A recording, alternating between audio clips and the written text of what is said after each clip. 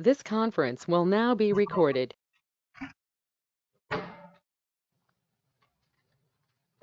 Call to order at 9:02 a.m.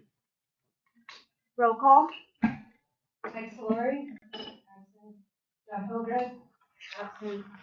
Kristen Sanders. Here. Wesley Bonheim. Here. Here. Please rise for the Pledge of Allegiance.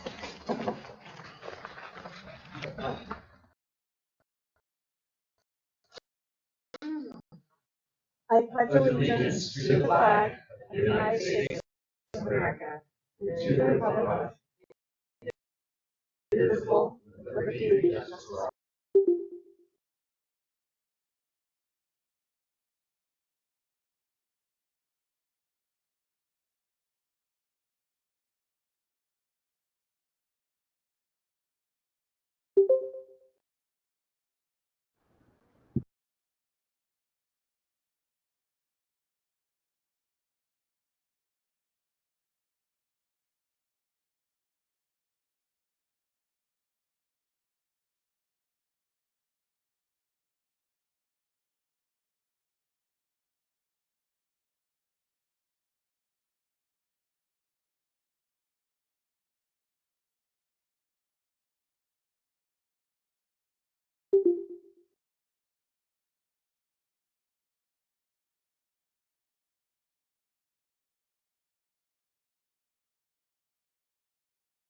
Anything that's being discussed, I believe, if we can move it in front of the correspondence.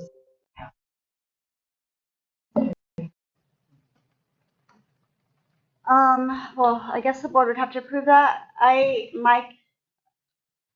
My concern is, and the reason why we put the sports court more towards the end is because we have superintendents in-house right now who may not want to be there for the whole discussion. And like last time, it took up more time and more of their time that they had to sit through and to get to their action. So that's why it's laid out the way it is today.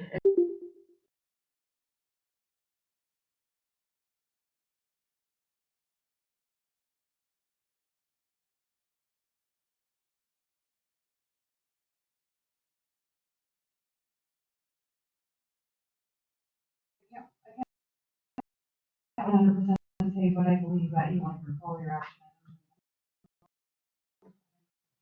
I just want to sort it out. Do you guys have?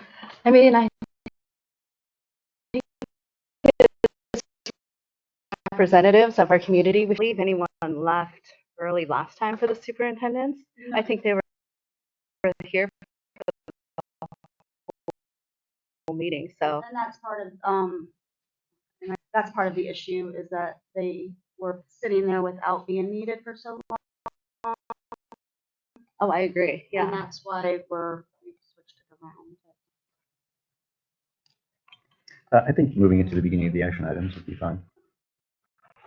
Is that okay? So we need. Staff, do you have anything to add? Are there any other comments from the public? It looks like there's a few comments on the screen. Most of the comments are about not being able to hear, so we're trying to troubleshoot that technology. Okay, that's great. Okay. And so.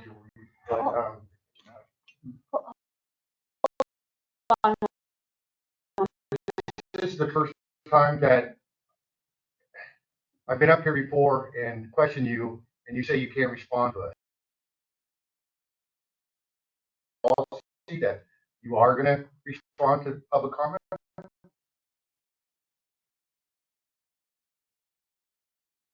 We are able to respond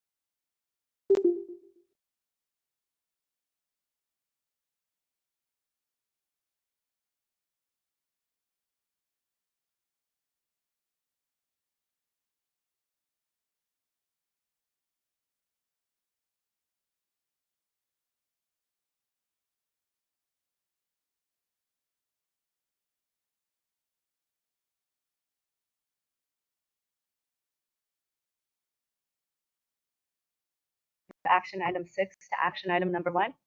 I'll second that. Roll call.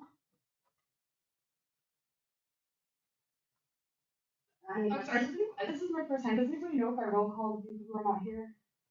I believe you do. Yeah, yeah. Mike Flory. Absent. Jeff Wildred. Absent. Tristan Sanders. Yes. Wes Bonheim. Aye. Josh Machine. Aye.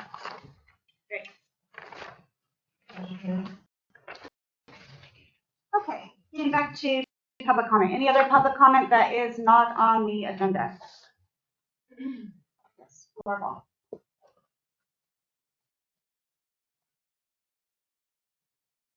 Hi everyone, I'm Laura Ball. I live on Wolverine Way, and I've been here for almost 3 years, and within the 3 years, my bills have been all over the place. I paid $1,000 a month. My bills range from almost 1,000 to 3,500. This last month, we're trying really hard to keep our bills at a minimum, and our bill. And so we had 8 days of occupancy.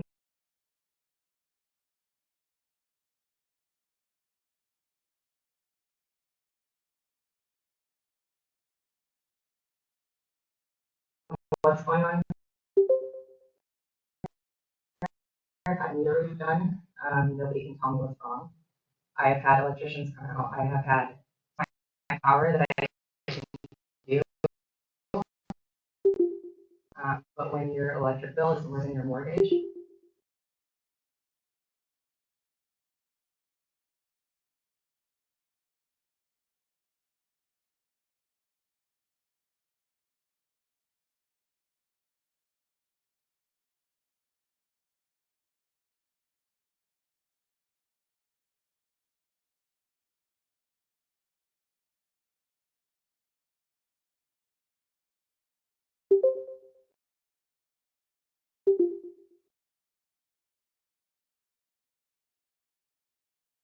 years about the meeting time.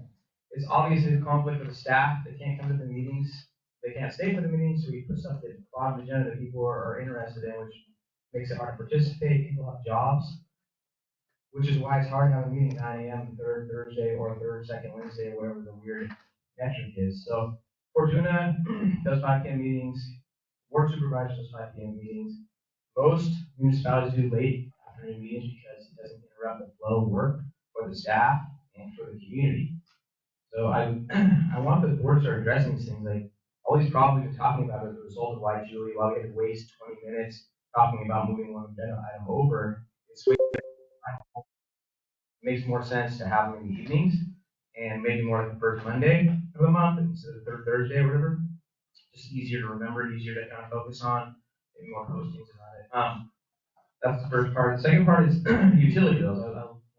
Regardless of her comment, I had comments about, the first tier is 26 cents, the second tier is 32 cents, and then $1.26, 29. It's for you, for those who haven't lived here for more than 3 or 4 years, the reason it's that expensive is because there was massive amounts of grow rooms in every other house in the code. It was blowing up transformer, it was taxing the utility, and they go, let's profit from this because we can, they're making money, we can make more money, and this offset the cost of blowing transformers.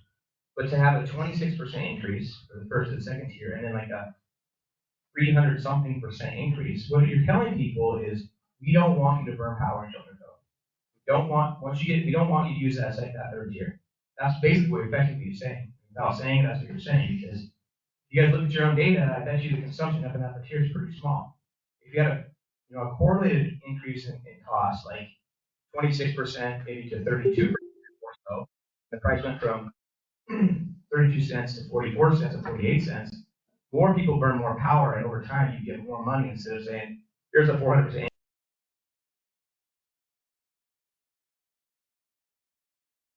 A few more seconds. I have more to say, I guess, next month.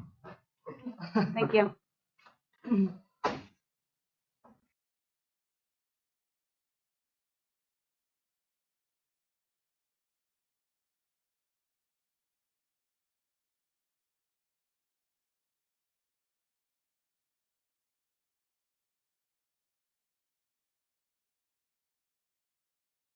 But basically, if the board has any questions on anything on the consent calendar, we'll need to request to remove that item off the consent calendar.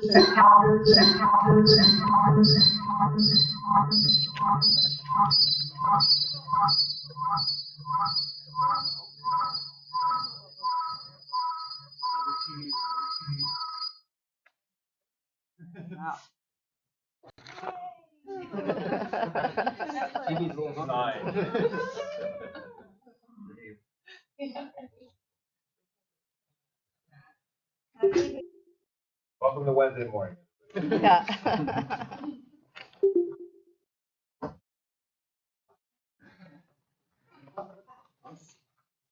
Okay, sorry about that. So if there is anything, it just needs to be identified and pulled off, and then we can discuss it. Looks good to me. Different section. Looks good to me.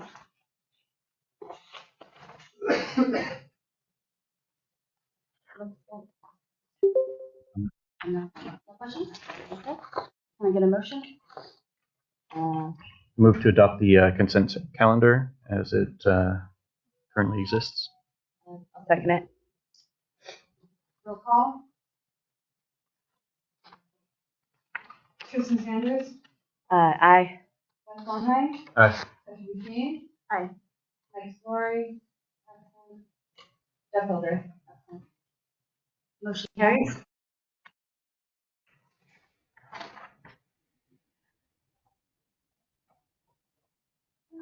Okay, no items. So to correspondence and discussions.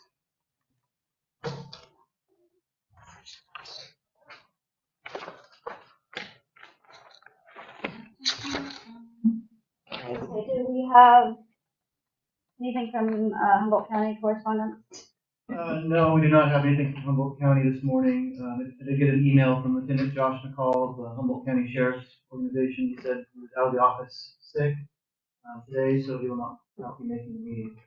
He did not leave me with any stats or anything to convey. Nothing from Sheriff's Office or. Okay, perfect.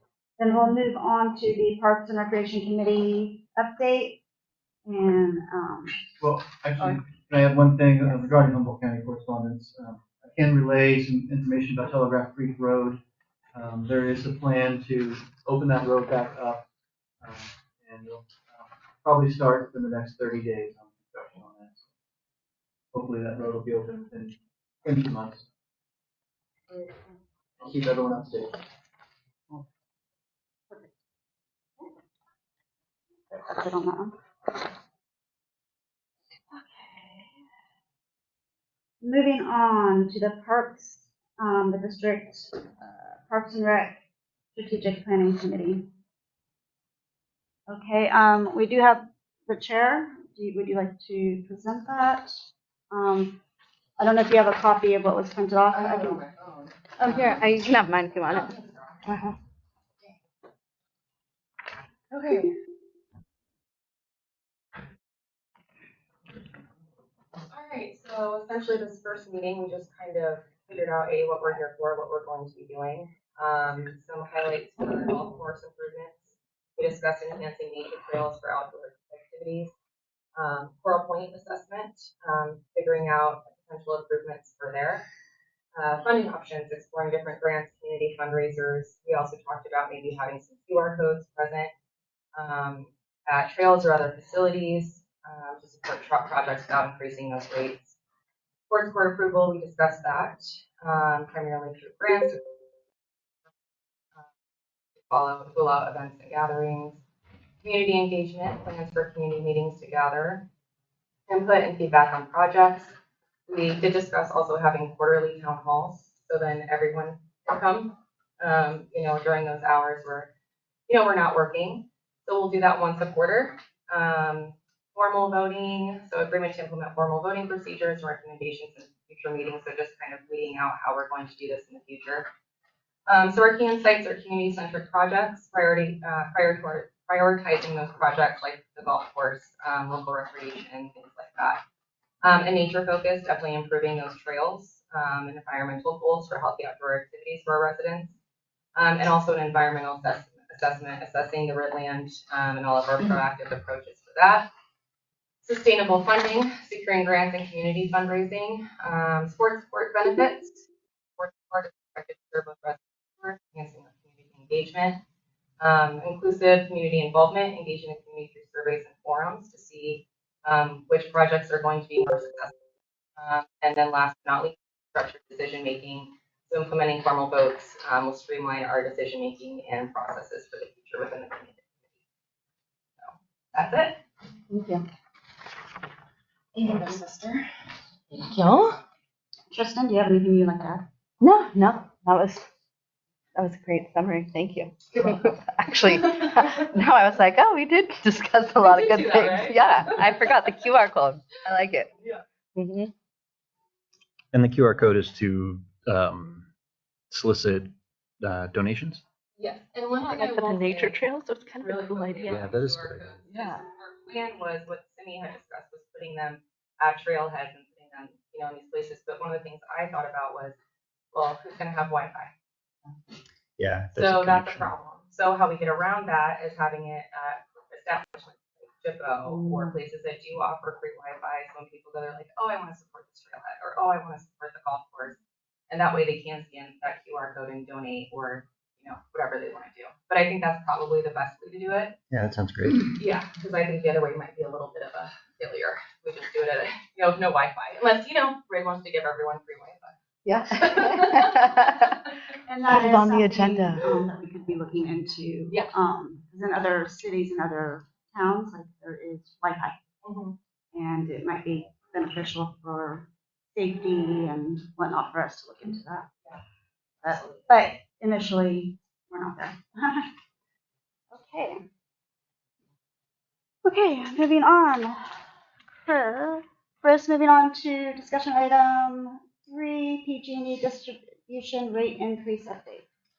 Yes, I'm adding this, this was added as requested by Mike Solari. He wanted the public and the board to realize have it out there, the PG&E rate increase we recently experienced. So back in October, we were notified of a rate increase that went into effect January 1st this year for transmission days to transmit electricity across PG&E lines.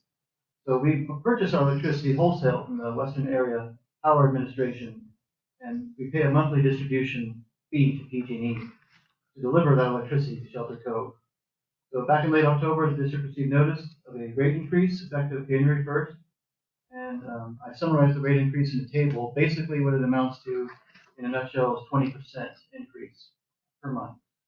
So on average, the total monthly PG&E bill for the district from last year was around $11,000 per month. So an average 20% increase brings it to around $13,000. So this equates to a total annual increase of around $27,000 more that we will have to budget for delivering electricity into the cove. So just be aware, you are also paying rate increases. So that was it. Just some public awareness on our PG&E rate increase. Any questions? Yeah, I had a question. So we're referencing a lawsuit related to some of these rate changes and increases. Are we, as a district, are we represented in those lawsuits, or is that No, between like San Francisco that they reference in that? no, we're not. Yeah, I think that'd be good to see what the group's attorneys are doing to try and adjust those rates or what's going on with that.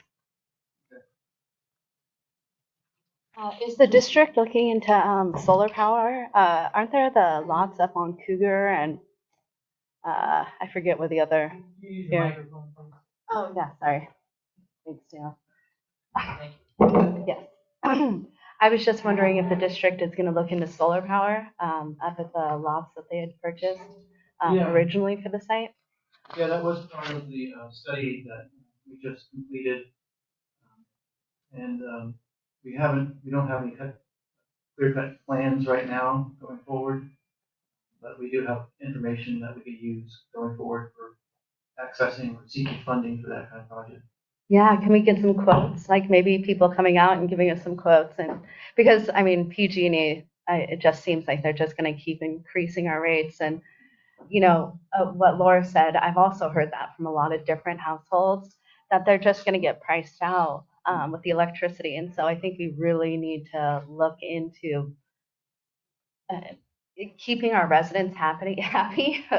And also, I mean, if we're paying 26,000 extra, I don't know how much it is to finance solar, but I know it's way cheaper now than it was even 5 years ago. So I don't know how we get that on the agenda to move that forward, but I would really like to see that like at the top of the list because this really affects our residents. Yeah. Yeah. If I could add, or did you have something?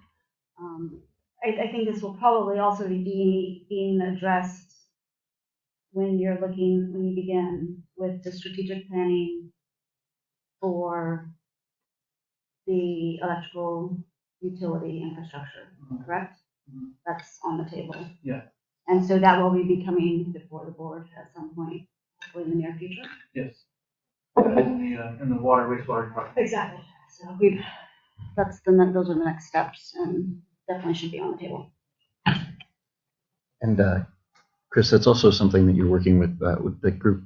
Is Moonshot, or what's the name of the group? Is that something you're addressing with them in terms of trying to find alternate sources of energy or a way to get rid of some of these costs? Yeah, that's EPA funded nonprofit Moonshot Missions you're referring to. They're only helping us with water needs assessment report for our water infrastructure. Okay. Not really for anything on the electric side. So do we have a group that's helping us with the electric side at all? Or? None. I was just talking to Simi, and he was saying he had went to a presentation up in Arcata with the people who had done the microgrid at the airport there, and he said he wanted to like reach out to you because it was really interesting. And then there's a lot of resources up there to help. They're kind of into that, which we should be too. Anyways, I guess that's the only thing. I was like, oh gosh, let's not keep like putting this down the line till. I would like to see it on the next agenda. I don't know how you put an item on the agenda, but I would definitely like to see like, okay, can we get some like quotes and really like just get an idea of what it would cost and otherwise we're always going to be at the mercy of PG&E and we all know what that's like so far. Yeah, and I believe we worked with them for the study, for that solar. From Arcata? Yes, Oh, yes. cool. So there's more documentation as well as going in regards to the electrical rates. We have all of that information too. Studies that we've done. Awesome. So they weren't a waste. Okay, just one moment. Any other discussion among the board on this subject? So we'll go to public comment. Oh, wait, just one moment. We did apply for a $50 million drip grant 2 years ago. We were unsuccessful. PG&E helped a lot with that. It was a multi-regional drip grant, so I'm sure staff can help you guys get the background information. We're well into everything you guys are asking. Unfortunately, we just weren't funded for that round of grant. It is a multi-million-dollar. I agree with you, absolutely. Put the solar on there. We're paying for them just to distribute, bring the power, so we should send it back. It's also what Trent was saying about the tiers. It's the same thing that we're buying it from. So you should also put the solar panel on places that RID owns, because they're the biggest money spender of the power. So they're putting us up in a higher tier. Drop that tier, send the power out, solar panel, make that 20% work for us, make them work for it. But yeah, everything about that solar power, get it going, let's sell it, get out of here. Every house. Okay. That does make me wonder just if we did want to talk about doing dropping that third tier down, like how do we go about, is that like something I would say like, oh, can we talk about it at the next meeting, or how does that come about? Yes, you would approach Chris and Okay. maybe get some more background information on the electrical study that when we were looking at those rates, we did pay for those studies to show. Yeah. And then moving forward, Okay, Yeah. I'll talk to Chris. Thanks. Yeah, and then bringing that information. Agenda item. Regarding the rate increase, it's the same story we've been talking about again for years. Shelter Cove expenses are going up and revenue staying flat or going down. At some point, all expenses are going to outpace all revenue, and then what Shelter Cove is going to do?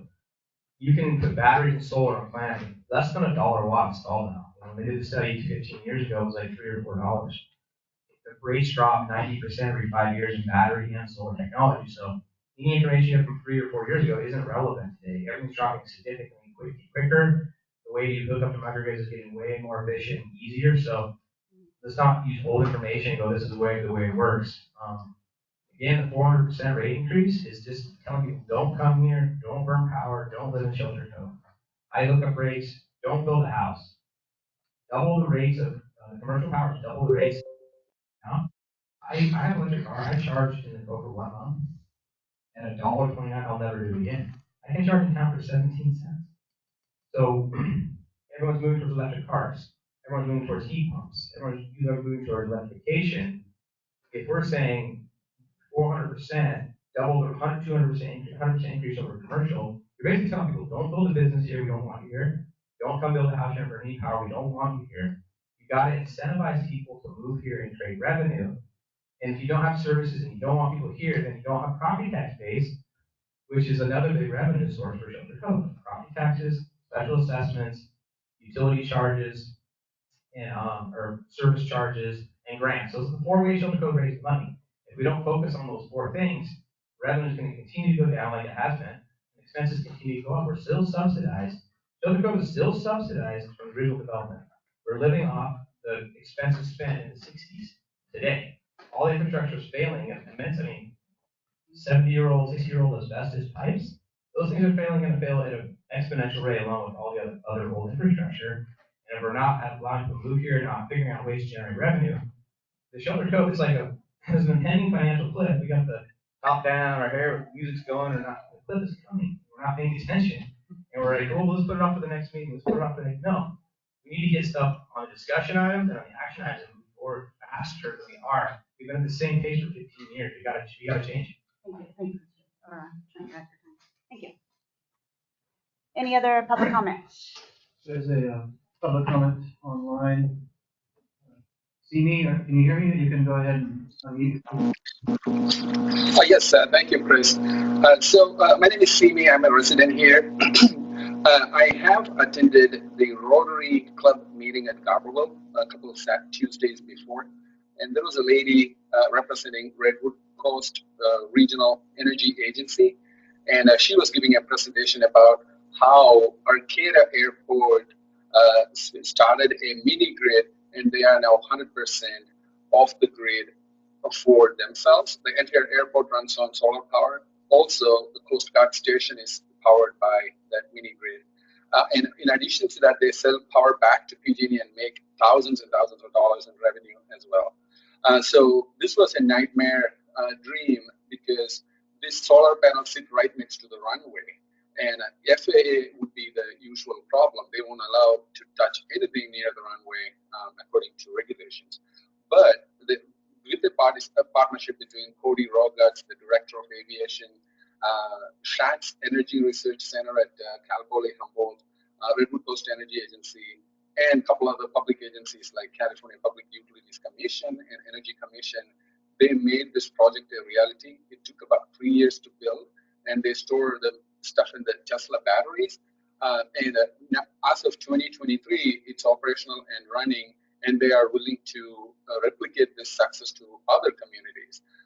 And we could be a potential 100% self-sufficient community based on the solar panels we install on our runway, maybe next to the space between runway and taxiway. There is empty space. I reached out to a couple of agencies like the Redwood Coast Energy Agency, and the lady is showing willingness to come and do a town hall here. So everyone can go and ask questions and answer all the questions, and maybe then we could present it to the board and the GM to take a look. I have a bunch of YouTube video about this project. I will share it with you, the board, after this meeting, so you could take a look as well. Thank you, Sunny. Those are all great suggestions. And in fact, Shots Energy, I believe, is who helped us do our solar, uh, our solar studies. So yeah, they'll definitely be, we will be wanting to follow up with. And the town hall and showing solar would be amazing. And yeah, I think everything since the GRIP program or the GRIP didn't get approved, then we've just had to take a step back as we're getting on top of a new personnel, district personnel, general manager, and also a new board. So we are going to be bringing things back that kind of got put on hold for a moment and those addressed. Thank you, and I appreciate that education. Yeah, also, Anybody? sorry, also, if you had, I heard there is $200 million California state funding for this project, and they, we are probably number 2 in line to get this or apply for this. If you Thank you. Yeah, thank you.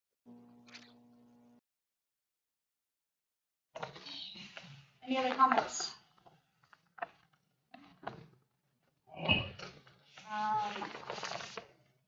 Moving on to director's reports. Any director's reports?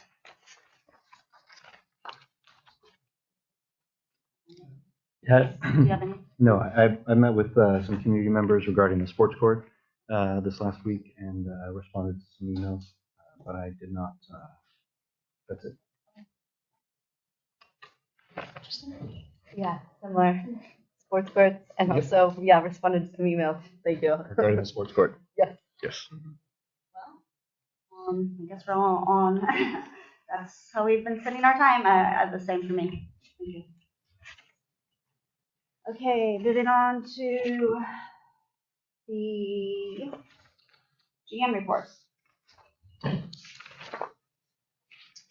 Yes, so this is kind of synopsizing December 2024 general manager's activities. As a result of the December board meeting that approved the SCADA funding project, I met with water wastewater department staff and the contractor who came in to work on our SCADA system arrived late in the month, began working on that project, so hopefully that becomes fully functional very, very soon. Attended various meetings with staff, board, community members. I also met with SCARF members to discuss their desired future projects. Worked on reimbursement requests for impacted district infrastructure.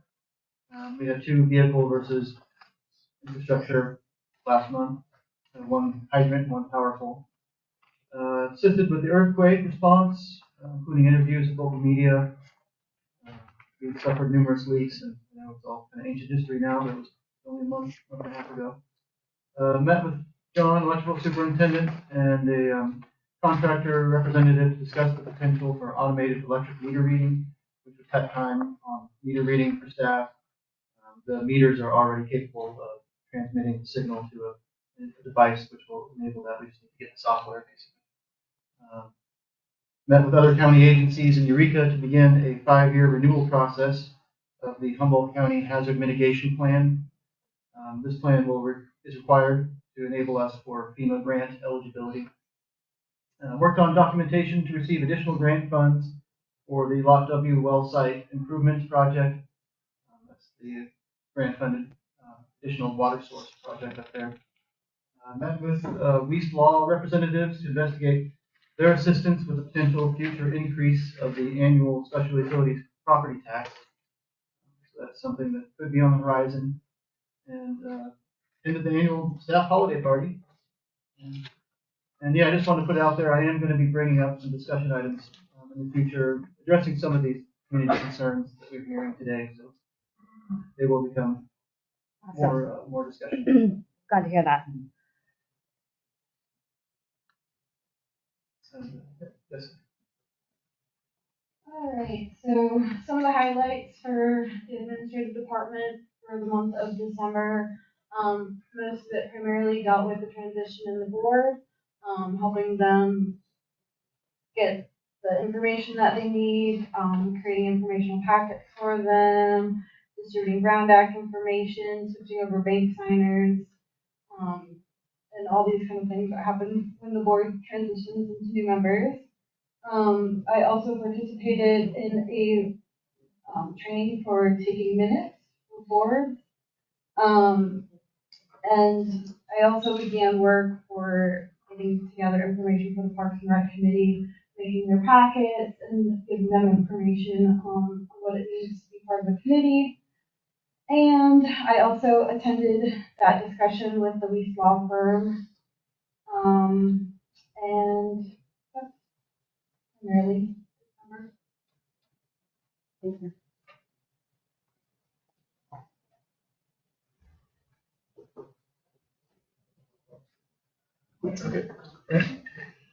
As Chris has discussed, we've been finishing up on all of our earthquake damage today. We actually have guys up at Warden Court trying to finish the last hydrant lateral repair that we need to get done to system back up.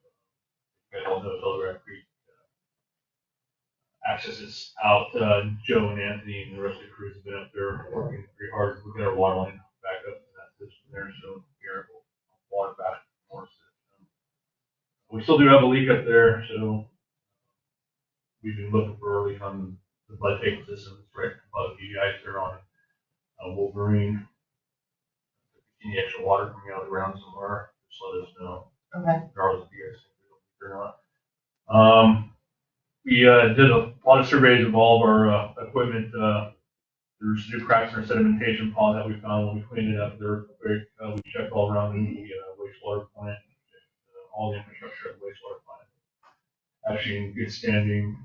We do a lot of surveying of the tanks, the roofs on the tank after the fact. All the roofs are still. The old tanks, when you guys do your, you guys go around with Chris or I or whoever in the field and look around the system. Go up to like John tank there. We have what's called elephant footing on the tanks.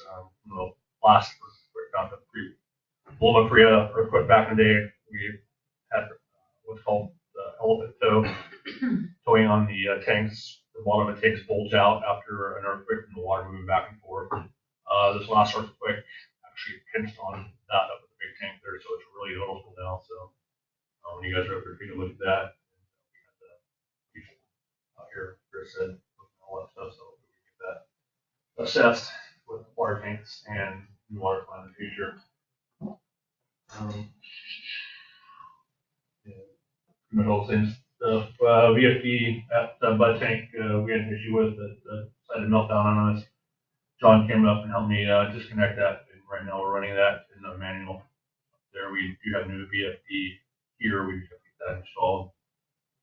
We had the guys out cleaning the sewer lines from Shelter Cove Road at Beach all the way down to Upper Pacific. They surveyed all that, cambered it all. We did pull out some root balls that were in there. We'll have some leaks that we can back and assess after we look at that budget here. Yeah. Chris said we did have, we have the SCADA guy here. He's been working on stuff. He had to leave for another job. We did have a lot of issues trying to break into the computer access codes and stuff that we did not get from the last electrician that installed the SCADA stuff. So that took all to get that out.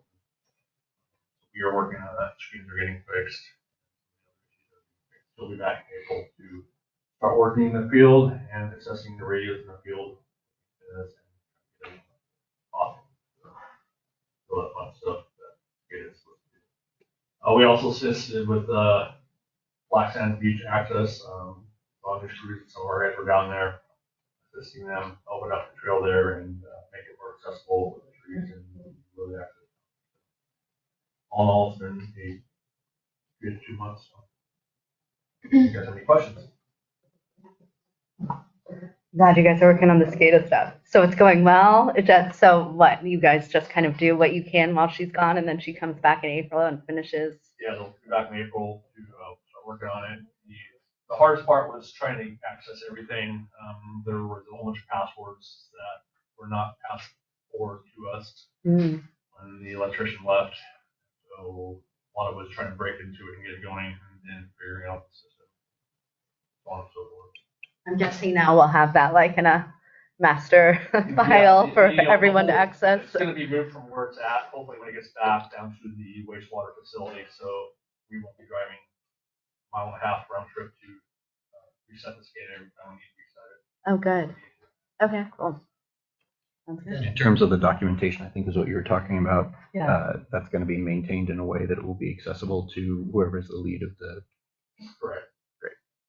And you were able to get access to everything? Yeah, we're in the computers now. Took a bit of talking to the main people and trying to figure out why they had a person that set it up wasn't calling in. Yeah. Okay. Good.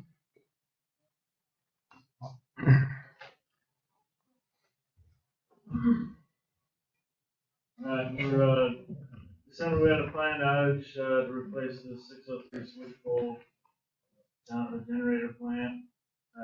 While we were doing that, had the earthquake. So there was an outage on the tie line for that. We helped repair dig tank fittings after the earthquake. We took a trip to Dixon to get the tree truck for tree trimming, so we started our annual tree trimming. There was an outage on the tie line on the PG&E side. 598 gallons of fuel was used. We got the generators serviced. Peterson came down and did all those, and there was another outage on the tie line from the trees in the line from the slide going down the hill in the white thorn, and from that one to use 305 gallons. So, with respect, sorry.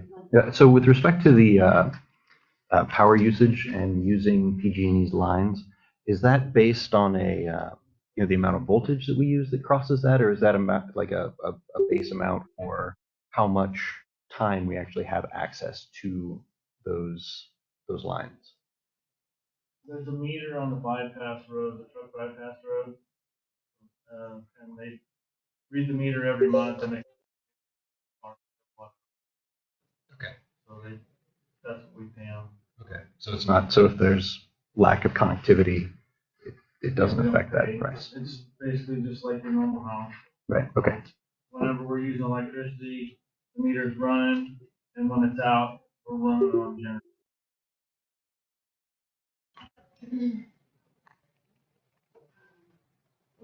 Did you guys already discuss the Parks and Rec side?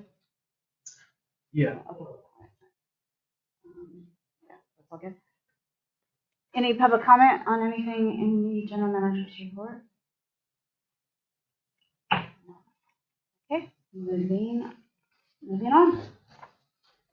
Go to the fire report. Oh, it's citizens. It wasn't that big. I apologize. December. Oh, don't be modest now. December wasn't that big of a deal. Awesome. Well, yeah, December was the reason I usually don't leave the Cove. I made the mistake of taking off to get married during December, and all hell kind of broke loose. So luckily the crew was trained and prepared. We started off with our normal call volume of 18 to 25 calls. Those are 911 calls. We run the gamut on the report. You can see just how many different variation of calls that we run. I've had community members and board members asking in the past, why do we have so much equipment parked outside and in our bay? That's the reason, because we don't have anybody else to call. In fact, we're actually the department that other people like Coast Guard, that have a $1 billion budget, call us to go help because they have a service gap in the King Range. So that's our normal call volume. December was the highest December that we've ever ran, and a lot of that came from large incidents, including the structure fire on Parkview. Our units responded to a well-involved structure fire on initial 911 report, which is fairly rare for that time of day. One of the big issues with it is that there was a large delay in 911 call-out time. And so nobody in the community saw it in time or called 911 in time. And by the time fire resources, which is just a 2.5-minute drive to where the structure fire was located, the fire had already exited the garage and moved to the living space. Open floor plan house, not a lot they can do. Upon arriving at the scene, they quickly located the victim with second, close to 3rd-degree burns. Luckily, they were able to treat them in our ambulance and transport them to the ambulance that comes from Garberville to get them treated. At the same time, they're dealing with a fire. The conditions in the house were best described as a hoarder condition. The amount of fuel loading in the garage was 10 times the normal fuel loading for a house. And so the issues with that come with a lot more water and a lot more exposure to our firefighters to get in there and actually put that fire out. Knockdown of the fire happened in under 5 minutes. However, the mop up, which is where they go in and put out all hot spots, lasted for almost 8 hours, and they were up, well into the morning hours on that. There was no exposure or damage to anything outside of the structure. One of the things that we dodged a bullet is this fire happened during the winter and it didn't happen during the dead of summer. The scary thing with structure fires is there's no season for structure fires and vehicle fires. They can happen at any point. So again, we've had structure fires that throw shingles that are burning 2 or 3 blocks away down the hill with the column that comes off of those. So extremely proud of the fire department. We had mutual aid come in from Bryceland and Cal Fire and Whitethorn and Whale Gulch. However, most of them were released. Our amazing CERT team stayed up all night and cooked dinner for the responders. So that's a great thing that we have, part of our program here. So they were up early cleaning up after the fire, getting the trucks all ready to go again when the earthquake struck. So again, the community fared fairly well on that earthquake, but it's all the location thing. If that earthquake had been further south, you can assume that we would have a lot more damage than we did, including infrastructure and potentially people hurt. So please, if you don't have a emergency plan for your community and your family, knowing where you're going to go to evacuate. This was our first real evacuation and unknown for a tsunami threat. I apologize for the tsunami sirens going for so long, but that's not our call. That's NOAA. We're told with NOAA and emergency services, when they put off that tsunami warning, we set our sirens off and they go until they tell us not to. And that's an issue that's being looked at on a national level of what are the parameters for throwing that tsunami warning. Most of us know by the time the warning came down, that wave would have already hit us just for how close that earthquake was. And I was told that the tsunami warning was more for south and north of us. So thinking San Francisco, Fort Bragg, those larger communities, if there was a larger wave, they wanted to get ahead of the game for those communities. It's really important to note that we have the Cascadia fault out there, and that has the potential of a 9.0 or higher earthquake, which will be total devastation for the whole West Coast. And we're overdue for that, looking back at history at the record. So please prepare. I don't want everybody to worry about it, go day to day, worried about that thing out there. I try not to think about it. However, there is a risk that we could have a larger earthquake. So make sure you have stuff in your house secured and you guys have that plan to get down and take cover if needed. Fire department responded again well to that. We did have reports of some damage on some houses and some water leaks. Our biggest concern there was our drinking water. Again, we do have 60, 70-year-old asbestos pipes that can be affected largely by earthquakes and the shaking. Our infrastructure fared fairly well. We did have some leaks, as the water superintendent mentioned earlier. However, that we have no backup water supply. All of our fire hydrants are drinking water connected to the same water as the tanks. And so going into what happened in LA a couple weeks, water is going to be an issue. I'll go into wildfires right here in a minute, but that's something that has to be one of the highest priorities for the district. I would love to have more recreation. I'd love to have power and lower. But if we have a wildfire, it's not going to matter what the rates are. It's not going to matter what recreation we have. We're not going to be able to rebuild from major wildfires. So we just can't afford that in Shelter Cove. We need to be able to stop our fires small. We need water to do that. Currently, we have the most fire hydrants in Southern Humboldt. We have over 300 fire hydrants, and again, all of those need water mains that need to be serviced. So they're all original water mains. There's a few of them that have been replaced over the years, but not very many. And that's really our lifeline when it comes to fighting structure fires and vegetation fires. And right now, we do have adequate water. We have over 2 million gallons in the tanks, and we have gravity-fed pressure. We don't have to worry about pumps running out or anything that they've had to worry about in big cities. However, if we lose a water main during a fire, which happened on a structure fire, there's no way to quickly get that fixed. So the water guys have to pump out, Frank and Johnny, who are also volunteer firemen, they got to leave and go fix the water lines so then we can get water to the fire. So the guys dealt with that, and really proud of them. They were able to adjust and truck water in from a different hydrant system. However, it can lead to larger issues if we had a fire during during the summer. So, moving on to wildfire threats, we have our USDA grant going on right now.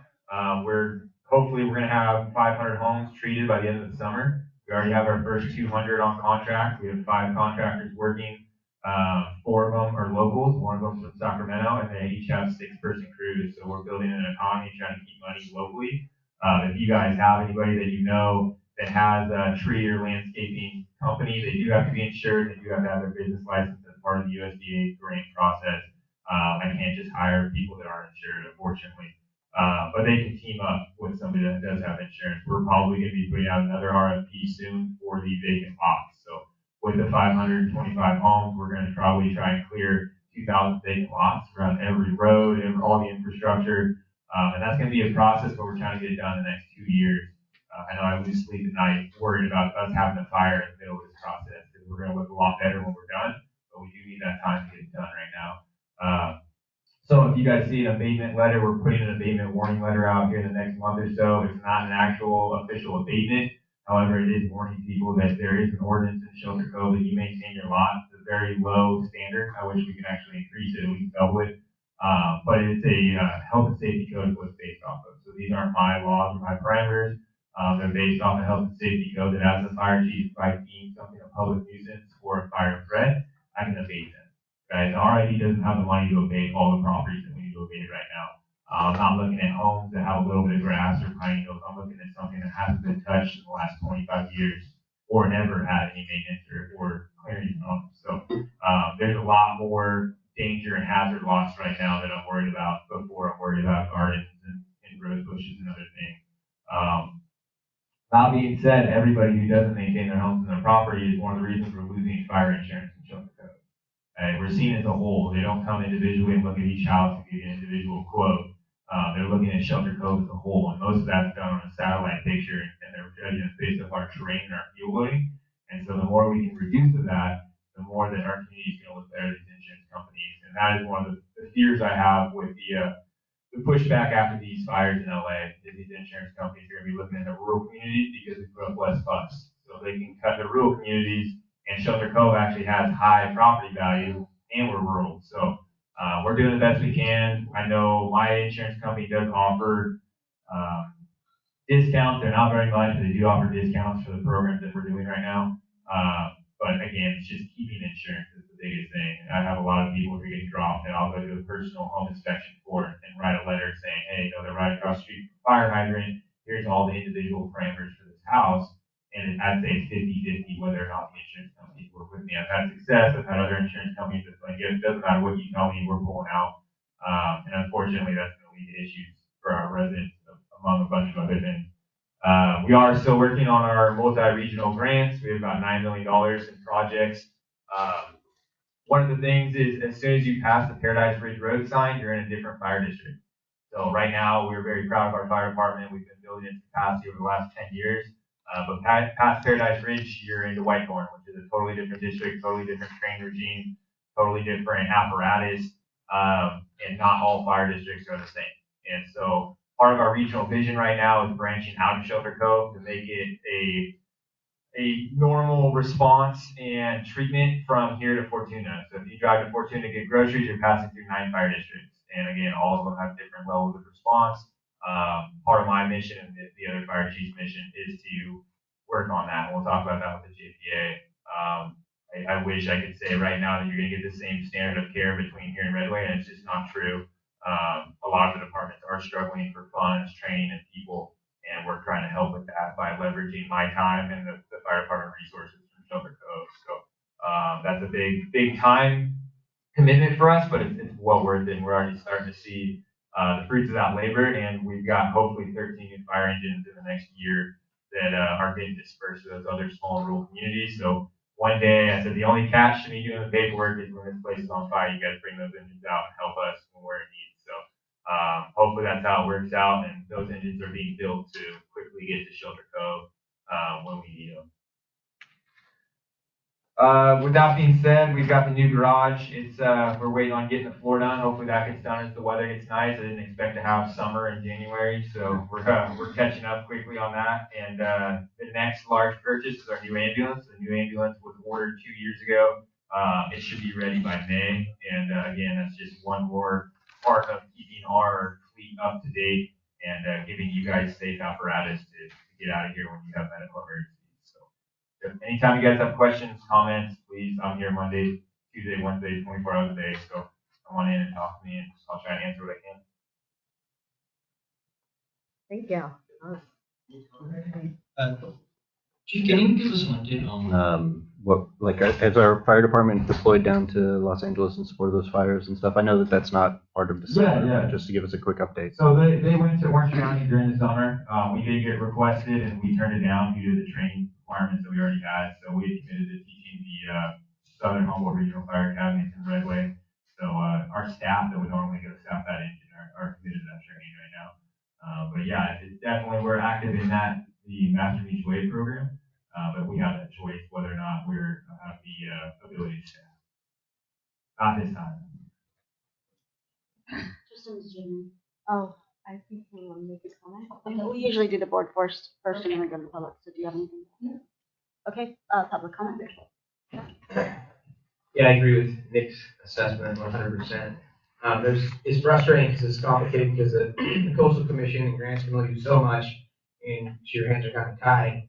Shelter Cove has thousands of kind of irresponsible landowners that buy these lots and do zero maintenance. So you're up against this wall, like you have all these vacant lots around your home and you want to cut anything. As soon as you touch one bush, somebody has a panic attack. But yet the fire department's telling you, hey, you got to cut the brush 5 feet from your house. So is there a way to, especially on the vacant, uninhabited lots, make some more enforcement around the Shelter Cove ordinance and make it a little more aggressive, especially on the, not so much homes, the vacant lots where people are doing nothing. Hey, you guys, and then the other side of it is like the Coastal Commission's telling you can't cut a tree over 9 inches.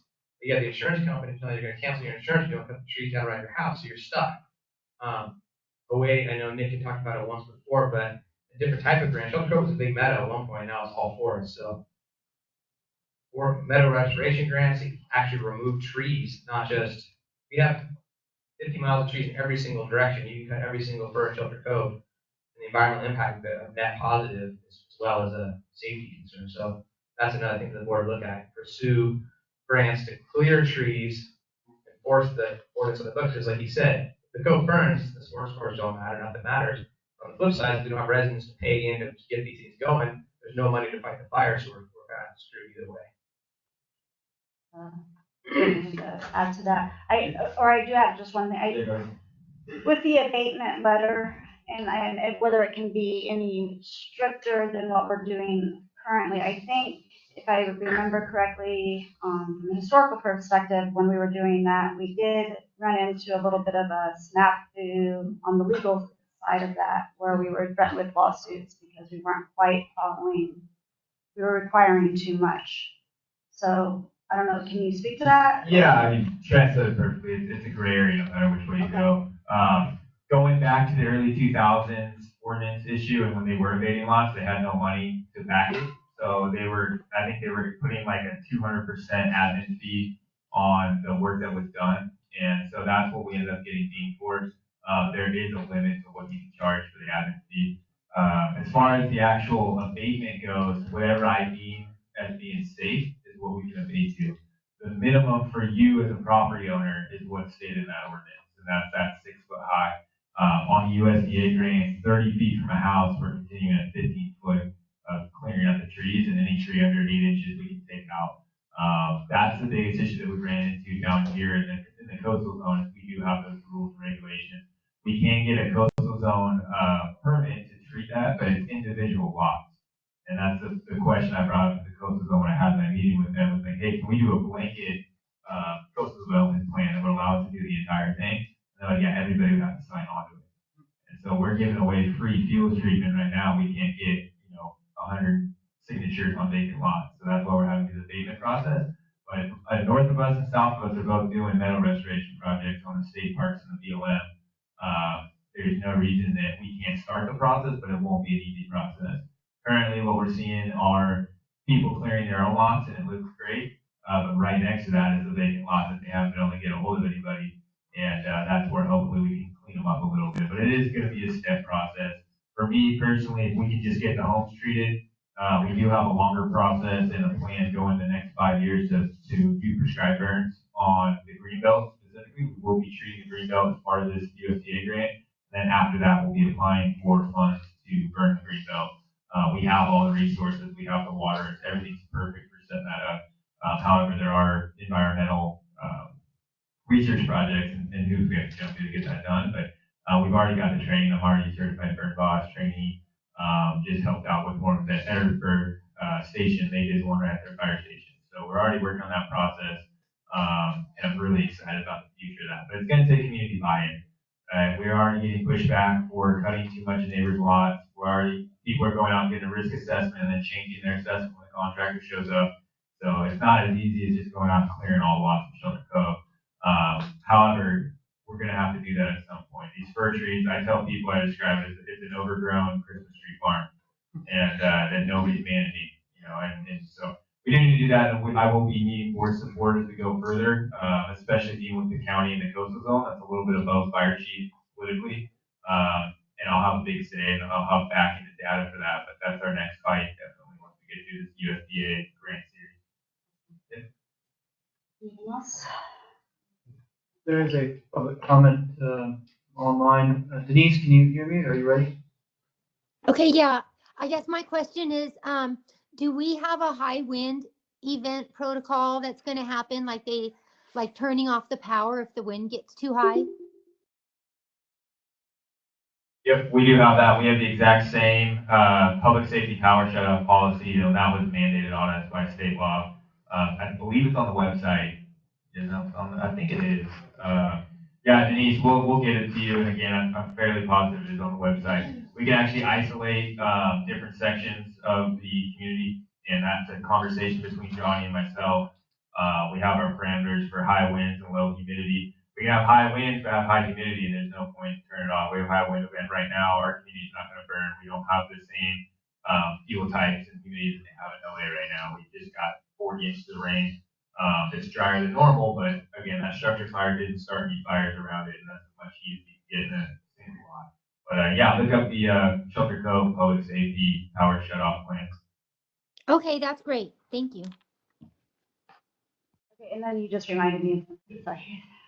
With that structure fire, driving by it the other day, it's obviously a public nuisance. Do we have any updates on how that will be being cleaned up and what it would be needed for that? So that's at the county level. They did have a county inspector come out and red tag it, and then it goes through that process of abatement, which is not a fast process. You guys all know the Lightweight fire still isn't cleaned up, and that was 2017, 18.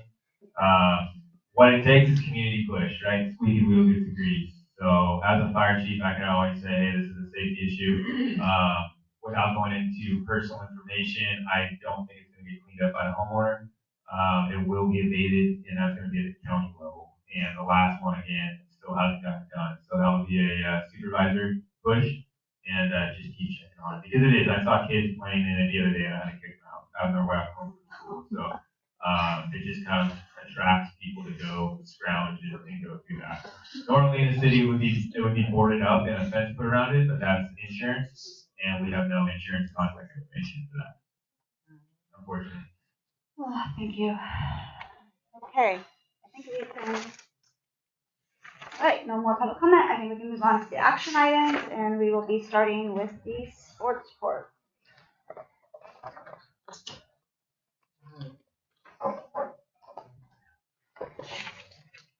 So, yeah, I'll go ahead and provide the background. Sports court action item.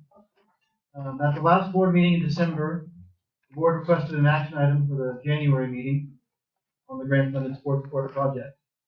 This action item will determine the board's direction and guidance for staff on how to proceed with the project. So, one of the options to consider today is to approve the immediate submission of an application to the Humboldt County Building Department. Advantages of this approach include the county review process can occur during the rainy season and potentially allow for construction this summer.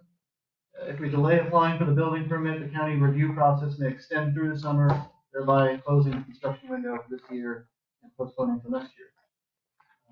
The county review process may result in the building department offering suggestions or required changes to the designs which are important for the project budget. Applying for the building permit now will possibly allow for a more immediate advance on grant funds. Applying now does not oblige the district to proceed with construction. For instance, insufficient funds or further budget and contract planning can defer the construction timeline.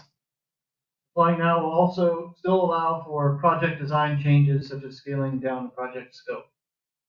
So the cost of submitting an application to the Humboldt County Building Department is about $1,200, and there's still over $18,000 in the current fiscal year budgeted for the sports court in-kind section. Other possible actions previously mentioned at board meetings. We can begin the process to request a variance from the county of the airport Zone 5 restrictions on that lot NNN. And we can also prepare an RFP for the sports court construction using either the updated county approved plans or the SHN plans. And I know you also have a letter from Jeff Hildreth, board member.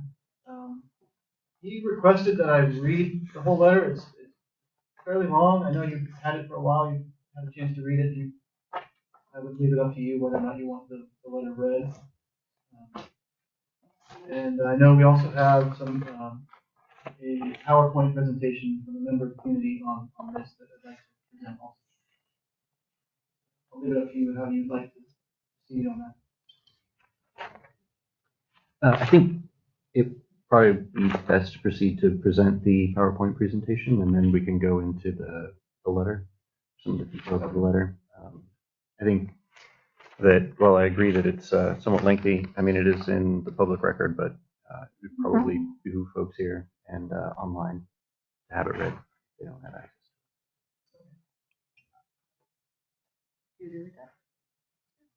Yeah, I agree with PowerPoint's presentations going forward. Okay, then, yeah, Jerry Jackson, a community member, has put together a presentation of some information he'd like to present to the board and the community. So I will go ahead and pass it off to you. I will go ahead and start sharing my screen with your slides. Okay, I'll show this on. Okay. Most of you know me, I'm Jerry Jackson, I'm a resident here.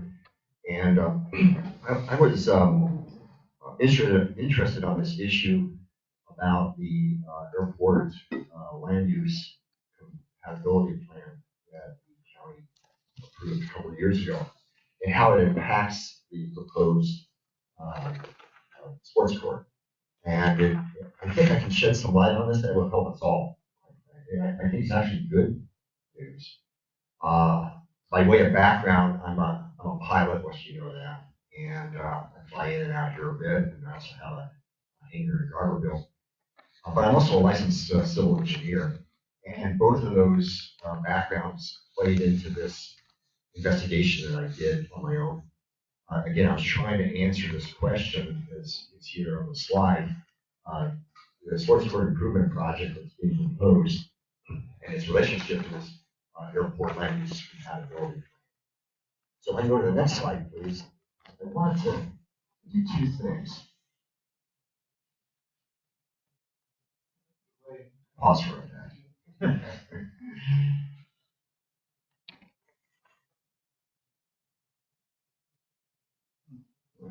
My screen is different. Hold on. Let me stop sharing.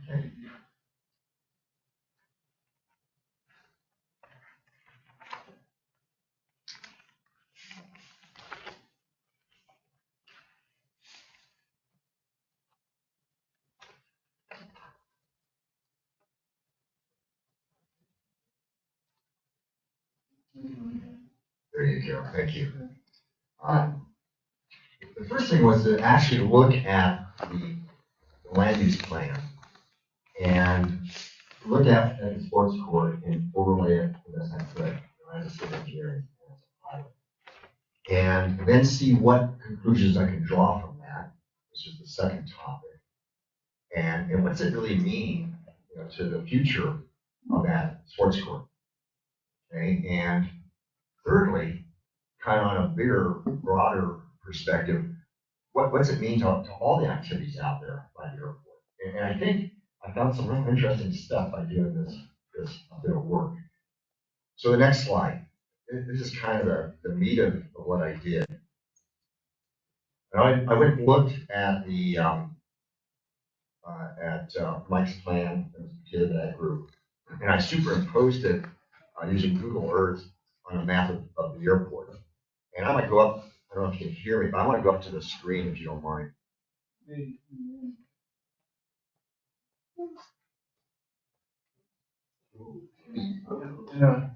Okay, I hope you all saw that.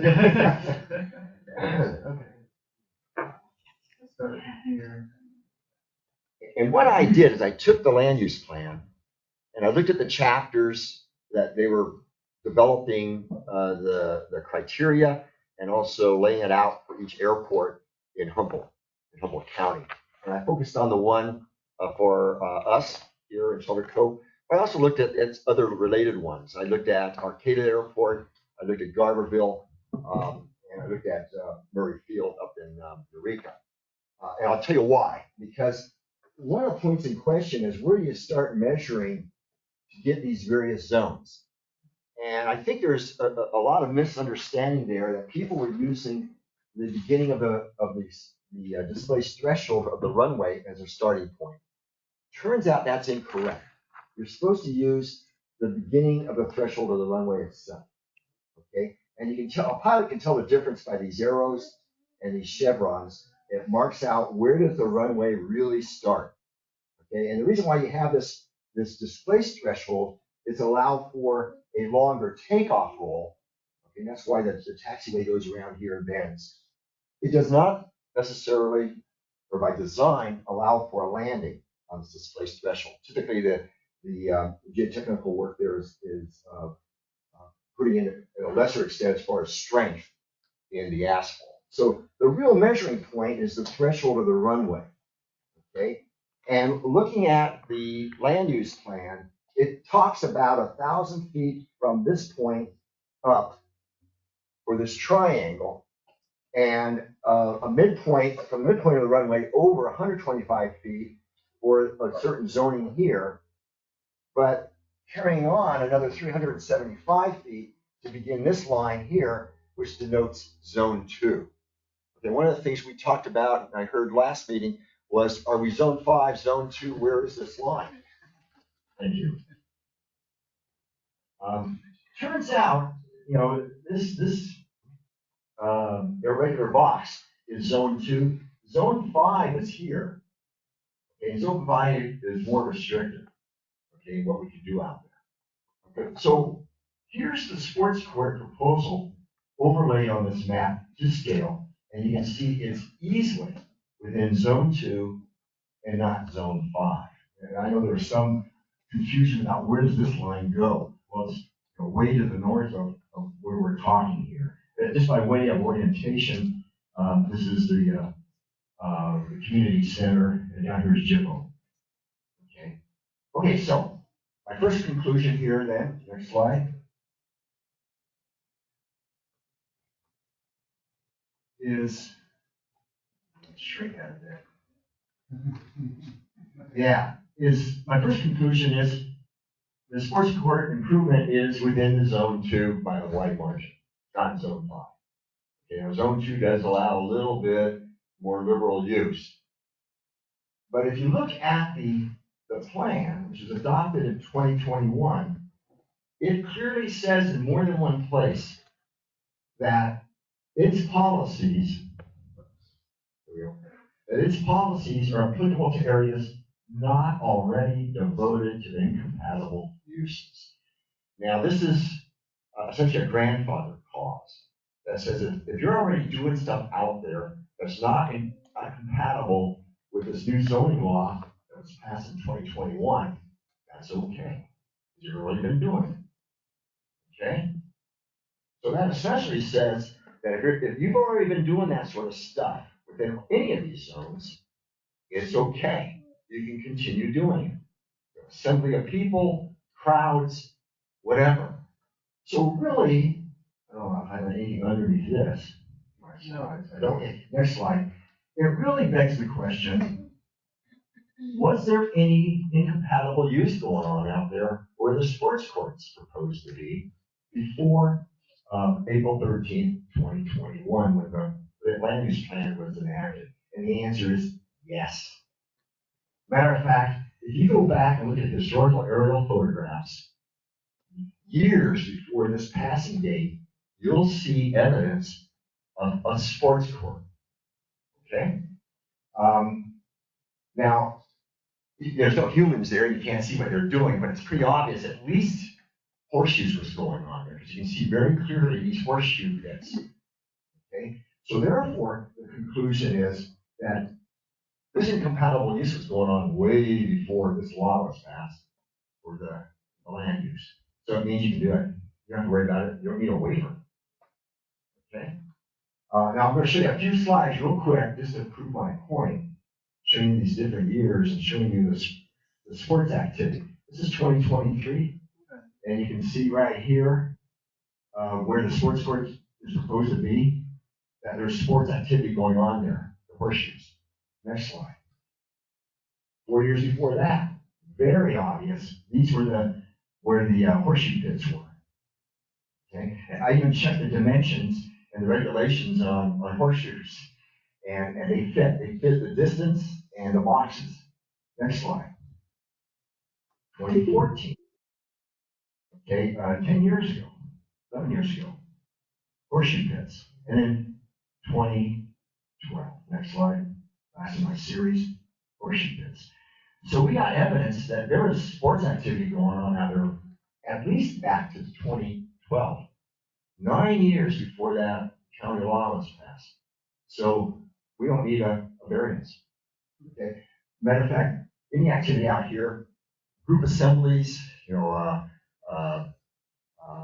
cornhole tournaments, fine, because we've done it before. Okay, so I hope you are happy with that. I double checked my dimensions. I double checked where you're measuring it from. But again, the zoning is zone 2, zone 5 is kind of low. The point is that it's already been used that way.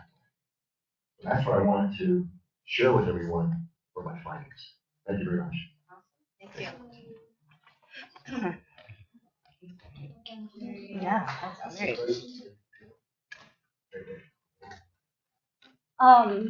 Hey Jake, before you go back there, I would like it brought to the attention though to the public, and maybe you could help, maybe help explain this on the county website. Can you bring that up, Chris?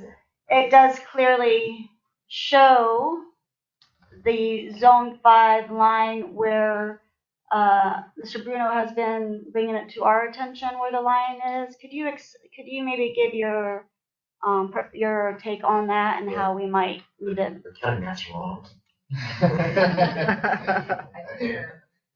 Simply stated, they're measuring it from the displaced threshold line, not from the actual threshold of the runway. And again, I was worried about that. Yeah. So I double checked Arcata, I double checked Northfield, I double checked Garberville, where the displaced thresholds are present, like we have ours. And I double checked where in the county land use policy document, where did they draw their lines to put in their zones. Mm-hmm. And every one of those other airports shows it being drawn at the threshold, not the displaced threshold. Okay, so that whatever that source is incorrect. Unfortunately, they got it measuring it incorrectly. Their starting point is wrong. It's not easy. I got to admit, I can see where someone would have made a mistake. You look at our map in that document, the land use planning document, policy document, and you'll see it. You almost got to have a microscope to figure out where is that line drawn that starts zone 5 versus zone 2. But it is. Okay, and before you leave, does the board have any questions on what his findings?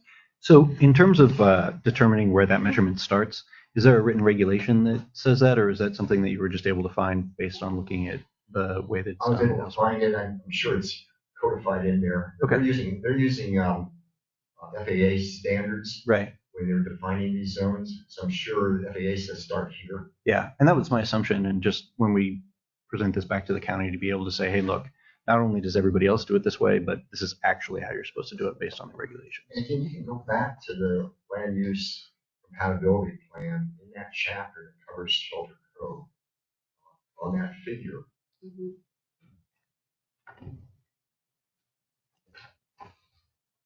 It's figure G-62 in that document.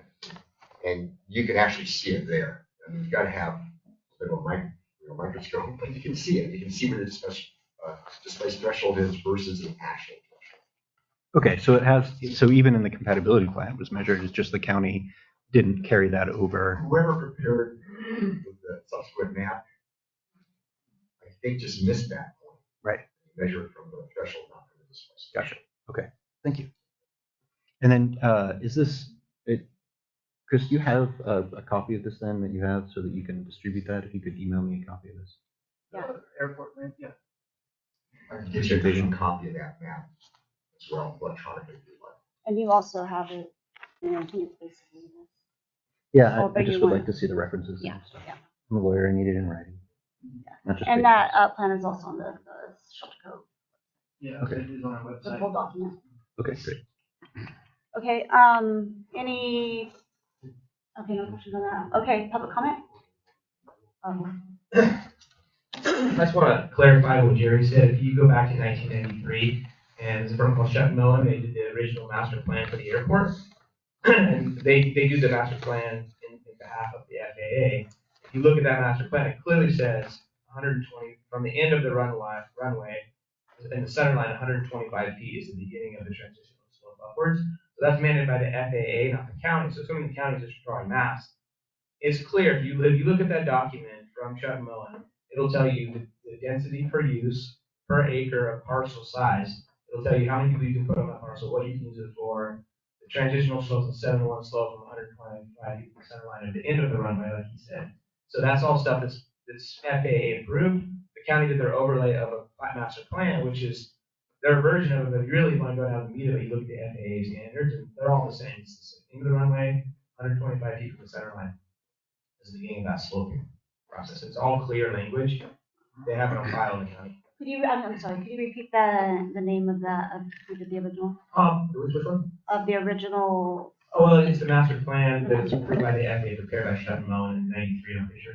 Yeah, Hodges and Shelton, not Shelton. They were called Shelton Millen, now they're Okay, Hodges and yep. Shelton. But yeah, that's exactly. I think this is really good news. Okay. Yeah, that's great. Thank you very much, Jerry. Like, Bruno? Yeah, I just help the audience and the board with a little bit more background. Can you go to that slide that Jerry had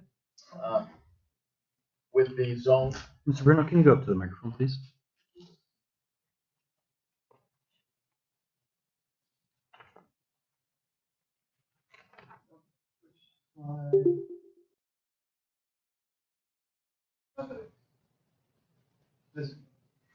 Yeah, that's one. Great. Just for a little bit of background, because this was the very first thing that we tried to clarify with the county and with the aviation department, is because they showed this line, the document you were just referring to, as starting from the corner of this lot here, right? They were showing it here, and we asked the county building department, how did you come up with that? And they said, well, we don't know, talk to the aviation department. So we went to the aviation department, and I asked, do you have something specifically in writing that explains where this line, that explains where that line is? And they, refer to that planning document, which doesn't specifically say where this is, and apparently, you were able to find the original language that says that this started at the threshold at this location rather than this location. And just as they said, they drew it starting from this property here. The problem is it's currently in the county document, and so I don't know what the situation is for resolving that. As you said, go back and say, hey, you got it wrong. And anyway, so that's the background. Is that the county and the aviation department originally said, we don't know where there's a clear written description of that line. And now there's a new aviation director. Yeah. I just want to follow up. If you do go back to that land use policy document and you do look at that figure that I referenced, it does show it, but it's a real tiny scale. Yes. It does show that displaced threshold, and it does show the beginning of the runway, it does show measurement lines from the beginning of the runway, but it's real small scale. Okay. In any event, it's all good news for future activities there.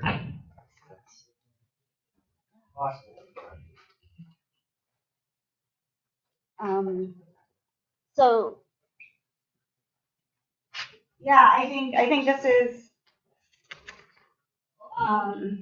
really good news for the district and how we can utilize that property for the sports court and the future of other recreational projects that will be identified by the committee. And let's see here. So, Tasha, I have a yeah. question specifically for you. So at our last meeting, you read from a document stating what we can and cannot do in that space. And was that assuming that that space was in zone 5? No. It was not? Okay. But because of the grandfather provisions that we were just discussing, that alleviates a lot of those concerns. And likewise, a lot of the concerns that are in Mr. Hildreth's. Yes. Okay. And so this is all new or information.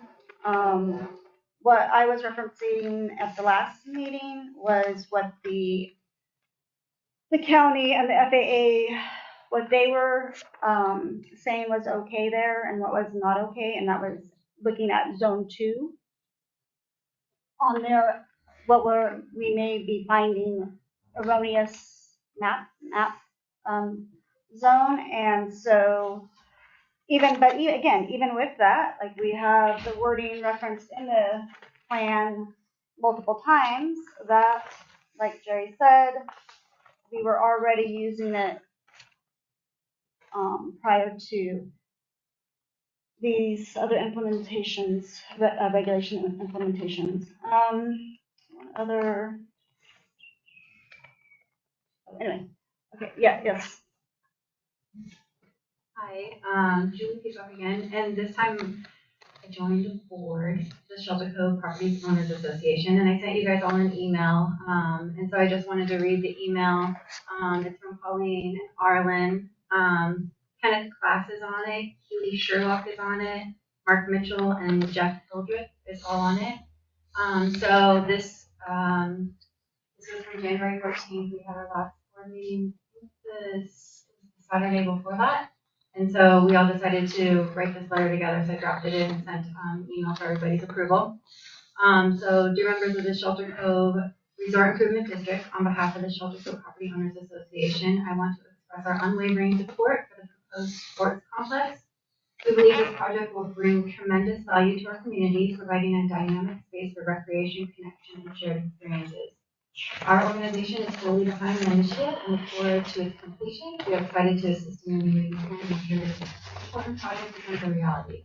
During our recent discussion, a few small ideas came up that we wanted to share in the spirit of enhancing and supporting this effort.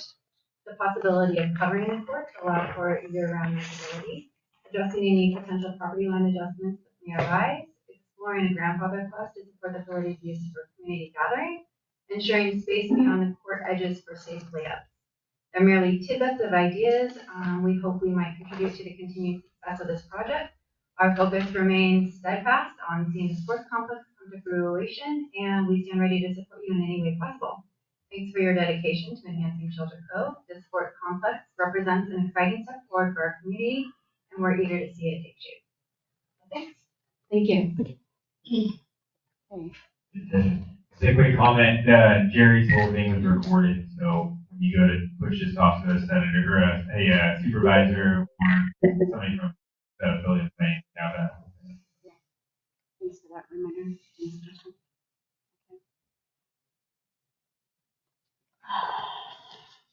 So should we go ahead and read Jeff's letter? Should we? Sure. Does that sound good? That way Yeah, just because I feel like that would be just like a board comment. And he doesn't have the benefit, obviously, of having heard all of this new information. Right. But Chris, would you mind reading that? All right, then I will go ahead and read Jeff's letter. Just be aware he did not have a lot of this new information when he wrote it. He said he will be unable to attend the meeting this month, but he wanted to provide this position statement concerning the sports court complex. So here's Jeff's words. He says, I am in favor of the sports court complex at the current proposed location. The community has expressed want and need to go forward with this project. However, I do not believe that the RID board has voted on the current selected proposed plan. It should be discussed by this board, changes made if required, and voted on for acceptance. The sports court complex is in the current budget. However, does RID have available capital to complete this project, including potential cost overruns? Does the grant provide additional revenue if the project goes over budget? Fire Chief Nick Pate recently completed a government prevailing wage project. The fire department apparatus structure was completed within budget guidelines. If we follow the example of what Nick has accomplished, the sports court could be fully enclosed under the proposed budget. Sports court complex consists of a basketball court and pickleball courts. I suggest we add a tennis court, which will add an additional element to the sport. If the court could be moved within the proposed location parameters to accommodate a roof, it would make the sports complex a year-round facility, as addressed in Shelter Cove founding documents. However, due to airport restrictions, zoning, and codes concerning use of that location and occupancy limitations, it might not be possible. The area stated on the proposed plot map, the pickleball badminton court, should be eliminated to reduce the cost and size of this project. I do not believe that 3 pickleball courts are needed. I agree with Tesha Brashin's position that we utilize the existing engineered drawings and documents that RID possesses and has paid for. My understanding is that the original grant only allows for 1 area for pickleball, not 2 pads or 3 courts. I agree with Arlen Reed of Reed Construction that the deed restriction and guarantee for the grant be restricted to the actual size of the location of the sports complex. This would allow for potential future projects at this site. I express my thanks to Mike Bruno and the other pickleball enthusiasts who have worked diligently to eliminate some of the excesses that the original engineering plans contained. The Shelter Cove Pickleball Group does not appear to be a formal association with a mission statement, bylaws, and a voted-in board with the president, VP, and secretary. Therefore, they should be placed in an advisory role. This will allow RID to take a primary role in the administrative aspect of the sports court project with the Humboldt County Planning Department. During the RID board meeting of December 19, 2024, the board was informed that there are occupancy restrictions concerning the Shelter Cove Community Clubhouse that allows a maximum of 60 occupants. It was also expressed by numerous members of the community and a previous board member that those numbers are violated frequently and never enforced. So it's okay. It was further stated that the sports court complex will have a limited occupancy of 10. How can there be tournaments? It was suggested that the RID board overlook the maximum occupancy limit and do as RID does with the clubhouse, as the restrictions will not be enforced. I ask that the RID board president and the board table the action item until advice from legal counsel is received regarding liability issues that RID could face if RID were not to follow the zoning, codes, and ordinance restrictions for this project at the proposed location. Those restrictions are passed by the legislature for the health and safety of our community. Deed restrictions should also be included in any motion to authorize the sports court complex. Due to a board member's investment in an existing business near the proposed sports court, there could be a conflict of interest due to possible financial gain. Legal counsel should advise and determine if there is a conflict. As members of this board, we took an oath to uphold the Constitution of the United States and the state of California. This includes following the laws, zoning codes, and restrictions that apply to the passage of the resolution to approve the sports court complex. It should be further stated that if we do approve the sports court complex as it stands, we will knowingly approve that in the future there is a potential that RID will be violating the laws stated above. If legal counsel has no issue with my stated concerns, the betterment of our community. And that concludes Jeff Hildreth's letter. Paul, do you have any comments to this letter or observations? I do have some comments, and actually, Mr. Bruno, perhaps you could help respond to some of the issues that have been brought up in terms of the engineering and the design process. Okay, which issue? Well, I'll have some specific questions, if you don't mind.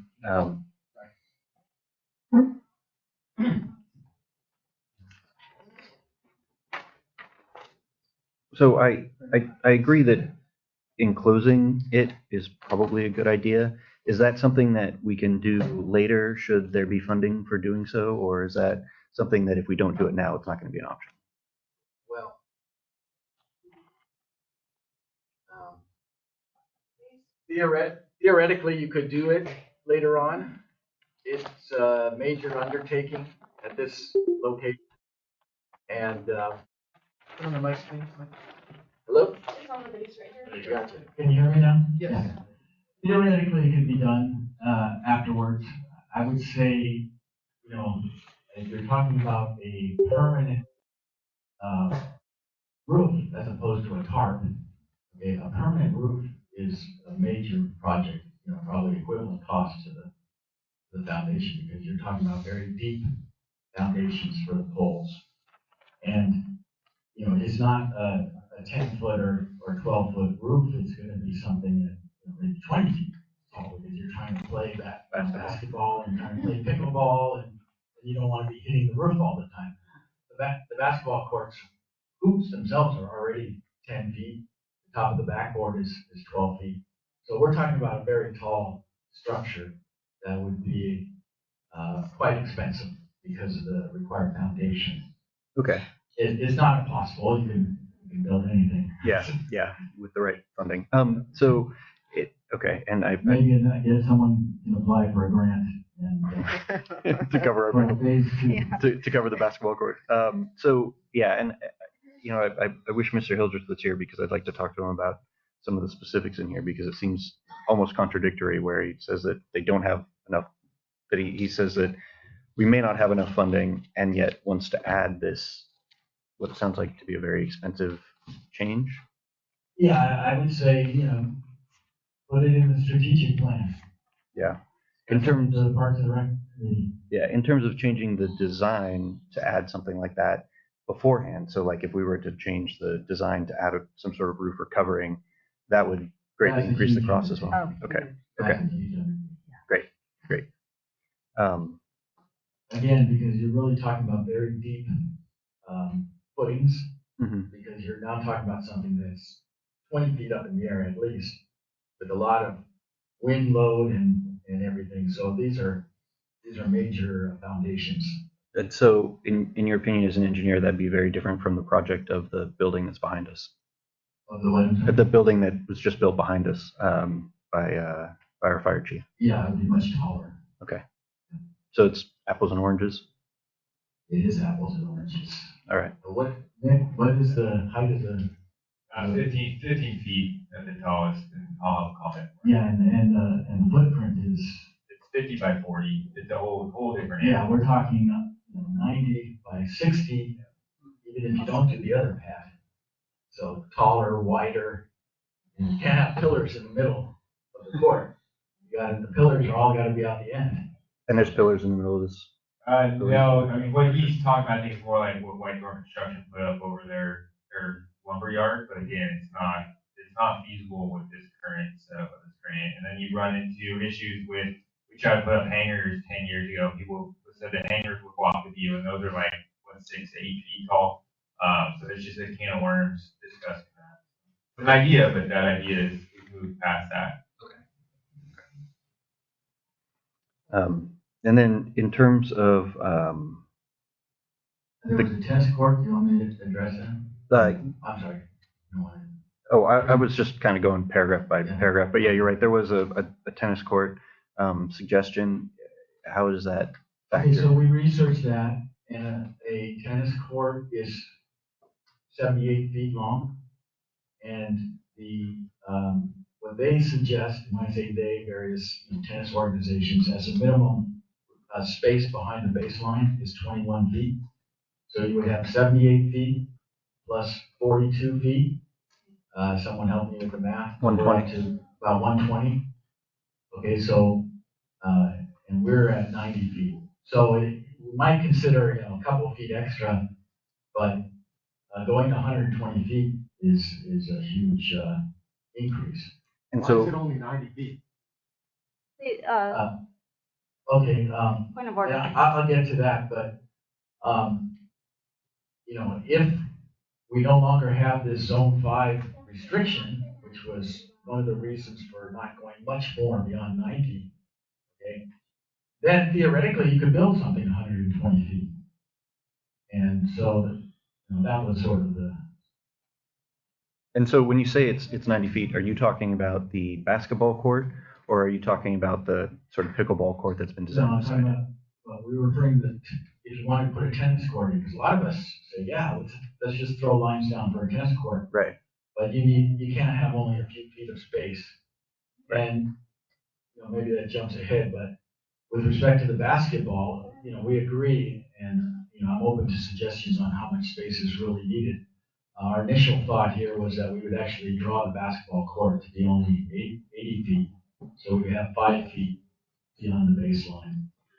And again, where the lines are drawn is not part of the permit process. Right. In fact, we're not going to submit lines, and even though we could, but we're not going to. They don't care. As far as they are concerned, we can draw hopscotch on there or whatever. So the exact size of the court can be modified based on discussion. And I agree. I like to have room to do a layup before I get the fence. If I can still do one. Right. Okay. In terms of the deed restrictions, is that something that can be worked on? Does that need to be submitted prior to moving forward with the permitting process with the county, or is that something that we can work on in tandem? That's something separate. Really, what the deed restriction refers to is future uses. For example, if you wanted to sell that property to a developer, there's a deed restriction that says, hey, a sports court. Now, I think it's a good idea. Whoever mentioned that, maybe you split the parcel. Right. And you say, okay, this portion where the court is subject to the deed restrictions. I mean, it's not impossible to split a parcel at the county level. And then the rest of it, you do what you want to do with it. Right. And so the process of splitting it and making adjustments to the deed restriction, is that something that would need to be done prior to the permit? That's a separate issue. As long, during the permitting process, they really care about, are you following building codes? Was your building safe? Is the fence going to fall down on someone's head? But future uses of the parcel is something that can be done later or in parallel, depending on your resources. Right. Okay. In my opinion. Okay. I think that was all I had as far as the technical questions. I appreciate your assistance. I think, Tesha, you may have some additional questions for him. Not real. I may have questions for you, Mike, here in a moment, but right at the moment, I just want to address Jeff's letter as quick as possible. In the first paragraph, does RID have the available capital to complete this project, including the potential cost overruns? Well, there's always reserves, and then just depleting reserves. Yeah, and I think, so the answer is we would if we tap into our reserves. I think where we need to, and the board needs to really consider with the reserves, is that we are also tapping into the reserves for just monthly bills and costs.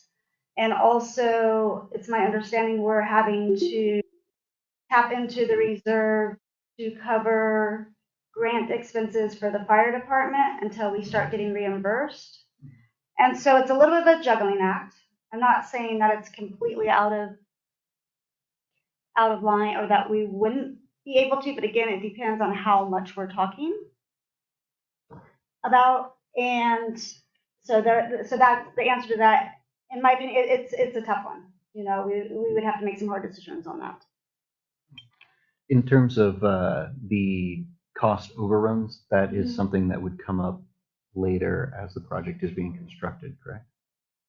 Well, we should have a maybe not a super hard cost of what this project runs, but we should know roughly what we're going to be looking at. Right. And that is something that the board really hasn't been given hard numbers yet. I know we were given some numbers last month, but they weren't hard numbers. They weren't really even close to hard numbers. So I'm still not sure what. I mean, I've done my own math and using the different their square footage, and I've got some ideas that I would like to share at some here shortly on how to bring the cost down to more the grant to what the grant is of that 178 plus what we were obligated to do in kind. Yeah, and I mean that in terms of the cost of that, that's not something that we're going to really be able to know until we put it out for bids and get a response from the contractors. So at that point, we can determine, once we've got these permits, at that point we can determine whether or not.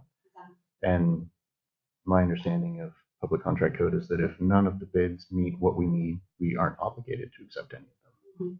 Okay. And then having to go back. So, but I'm just answering his question as far as that. Yeah, and the tennis court again, I think I agree with you. Mike gets a little much right now, and it's for a future project maybe, and if it's something the committee can look at and try to identify funding for, that's one thing. Going back. The deed, I think that would definitely be the district would have to look into that and what that process would be, right? I'm not sure that Mike would be doing that. Going forward, I am with the Pickleball Association. Mike, are you guys a formal nonprofit or association I don't know if that's how much this really matters, but with your own bylaws and board president and VP, et cetera, et cetera? No, although we had discussed forming a nonprofit, it's not a very big deal to do that this year. Whether it's going to be called the Pickleball Club or whether it'll be called the Sports Club to be determined, because the focus would be on courts, court-related sports. And we feel we haven't really been. And then, okay. And then getting just to the board member investment on existing business near the proposed sports court. I do think that is a stretch for, in this particular instance, for a conflict of interest. I personally see that as kind of, yeah. So it's a little like it is a stretch. I think it's a little bit different when we're looking at committees and if there's business partners in that manner or something like that. But this is different from my perspective. Okay, so what we're being asked today is whether or not we're going to move forward with the construction plan in this.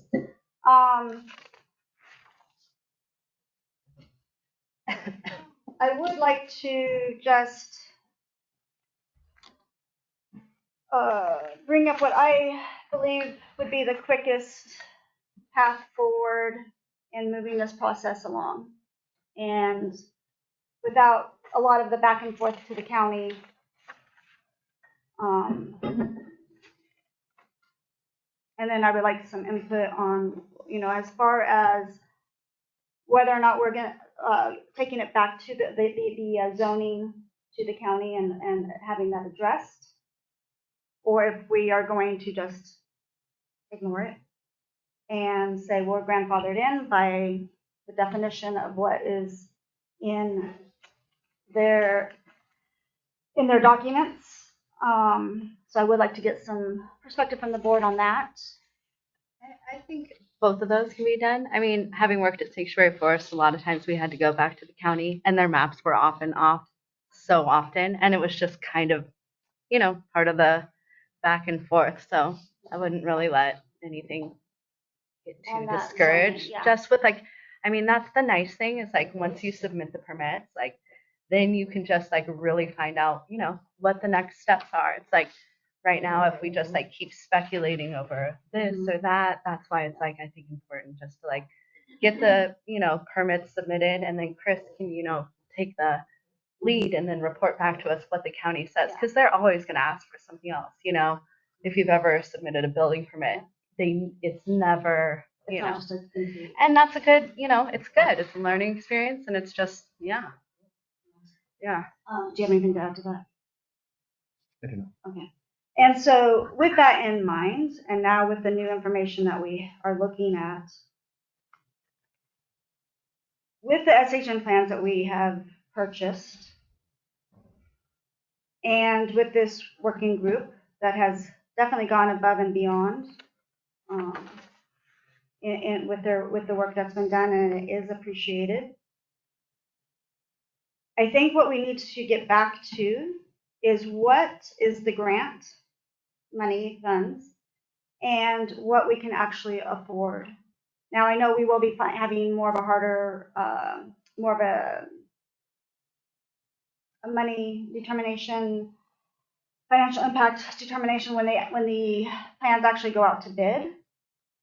But I think that we should be making decisions based on what we can afford. And what I would like to recommend is that what this informal working group was tasked with was looking at the SHN plans and bringing down the cost. And they did save some money on certain biological surveys and some other studies, and that's great and very much appreciated. However, with adding that other court, we went ahead and added more to the cost of the project. Do you think that was more to the cost of the project than the SHN project? Yes. The SHN project was NBA sized. No, I know. Right? Okay, yeah. And so how to bring down the cost of the project is to, and basically, I guess I'm just trying to figure out what you're saying. okay, well, I will complete. Is that if we go back to SHN, we have them shrink down into a high school sized basketball court with an 8-foot perimeter rather than the 10-foot and the 10-foot perimeter that's in the plans and the 10-foot tall fence. That does reduce the cost pretty significantly, and I have those numbers. With them, everything's around.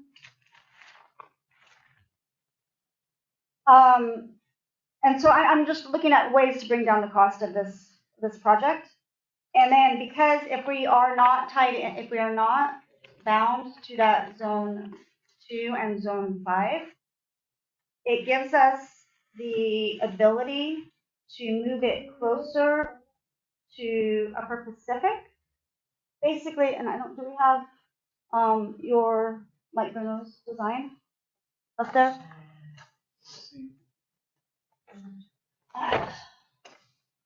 But basically, putting for this grant, focusing on this larger basketball pickleball court and moving it closer to, as far as possible, to Upper Pacific.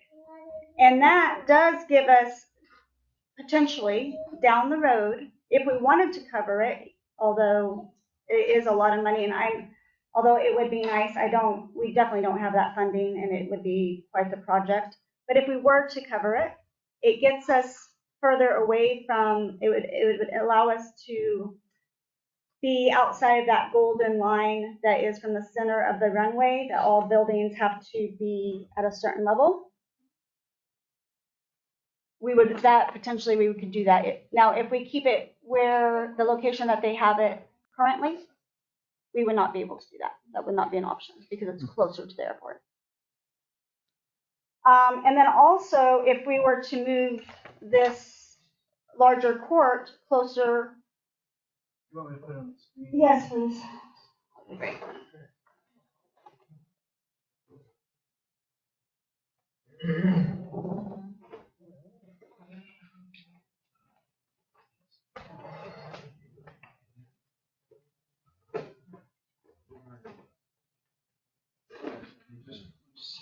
this is fine.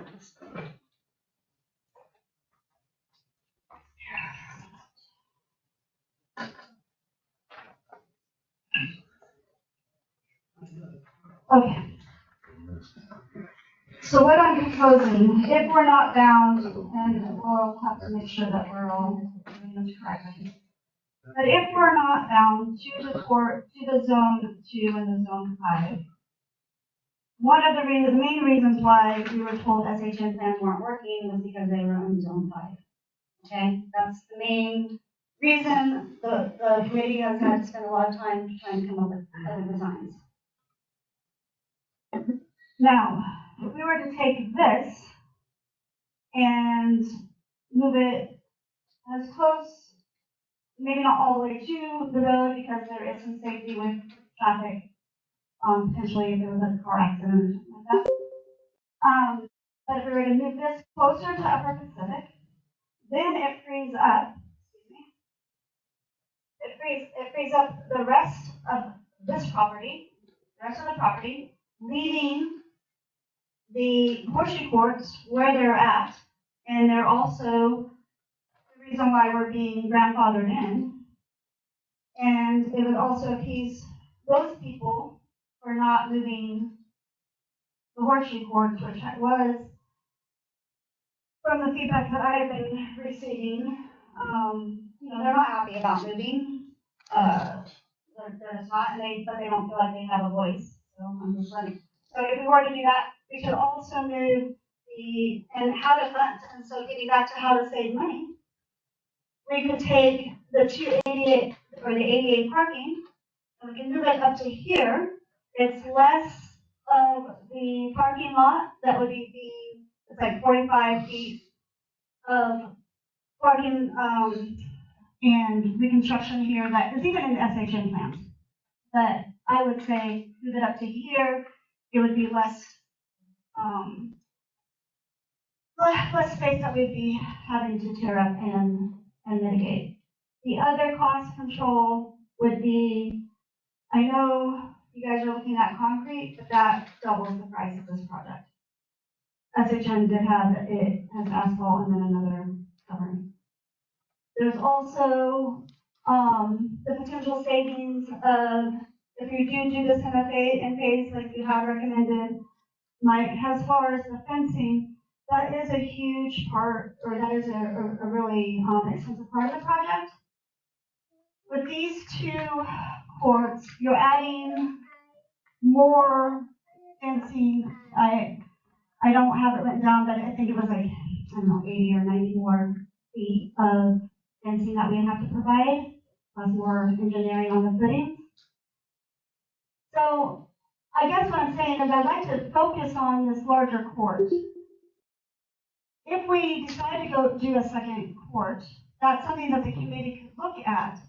But for now, and dealing with this grant, which is, even with the high school size court, we're going to need to be finding the funds for. But by adding that extra court, you've added the square footage, pretty much maybe a couple hundred square feet less than the SHN plans, but it's not that much savings if you're adding that square footage back. And then it just enables us, it frees up more of the property this way for other future recreation projects that the committee might identify. Maybe it's another pickleball court, I don't know. But really the scope of what was asked of this committee was to bring down the costs.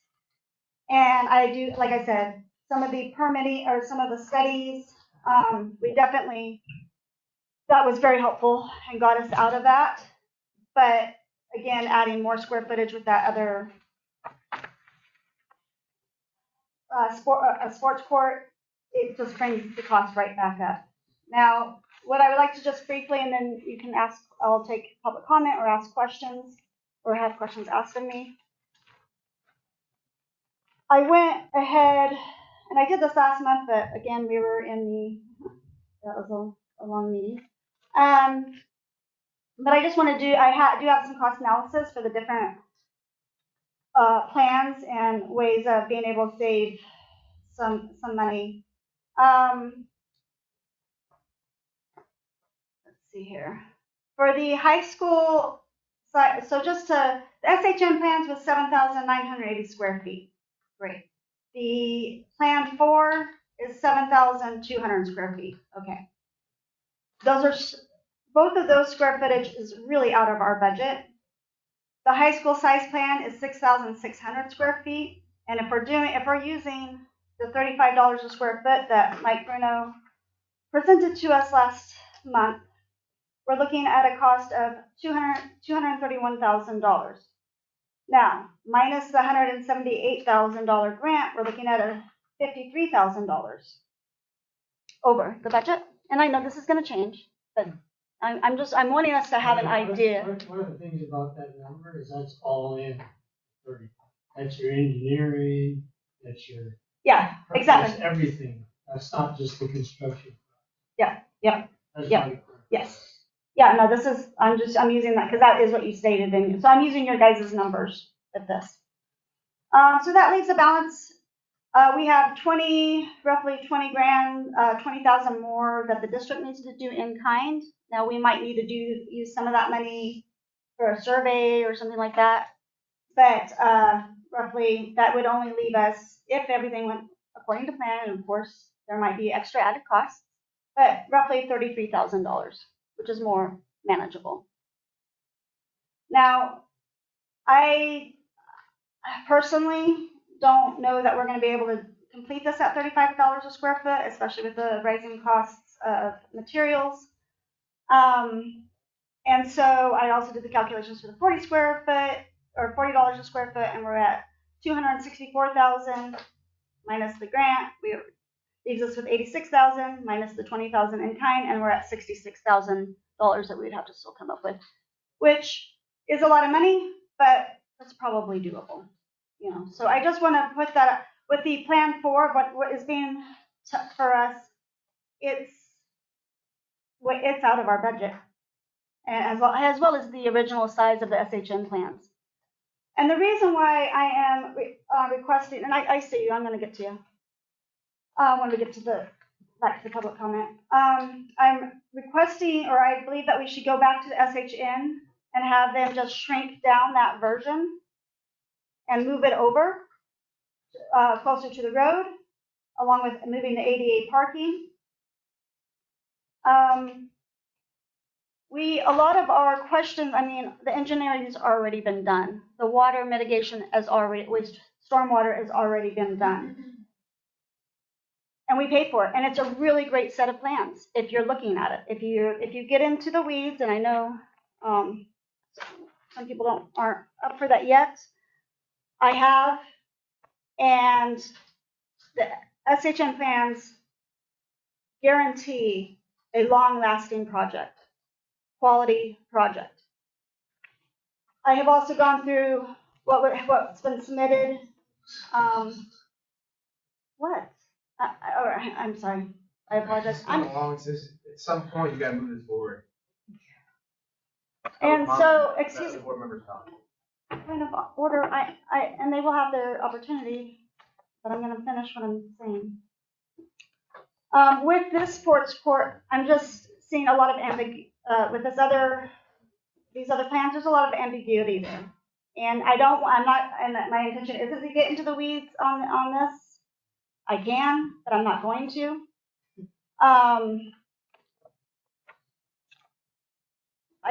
It's from what I'm looking at, it's night and day for what we paid for. You get what you paid for, and these are a better, in my opinion, a better set of quality plans moving forward. And so yes, I'll turn it over to the board. Anybody have any?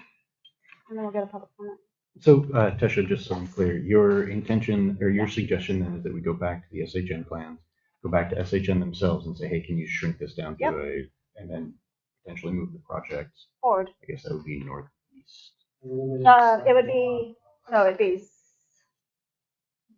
just closer to the road. Closer to the road, okay. But over.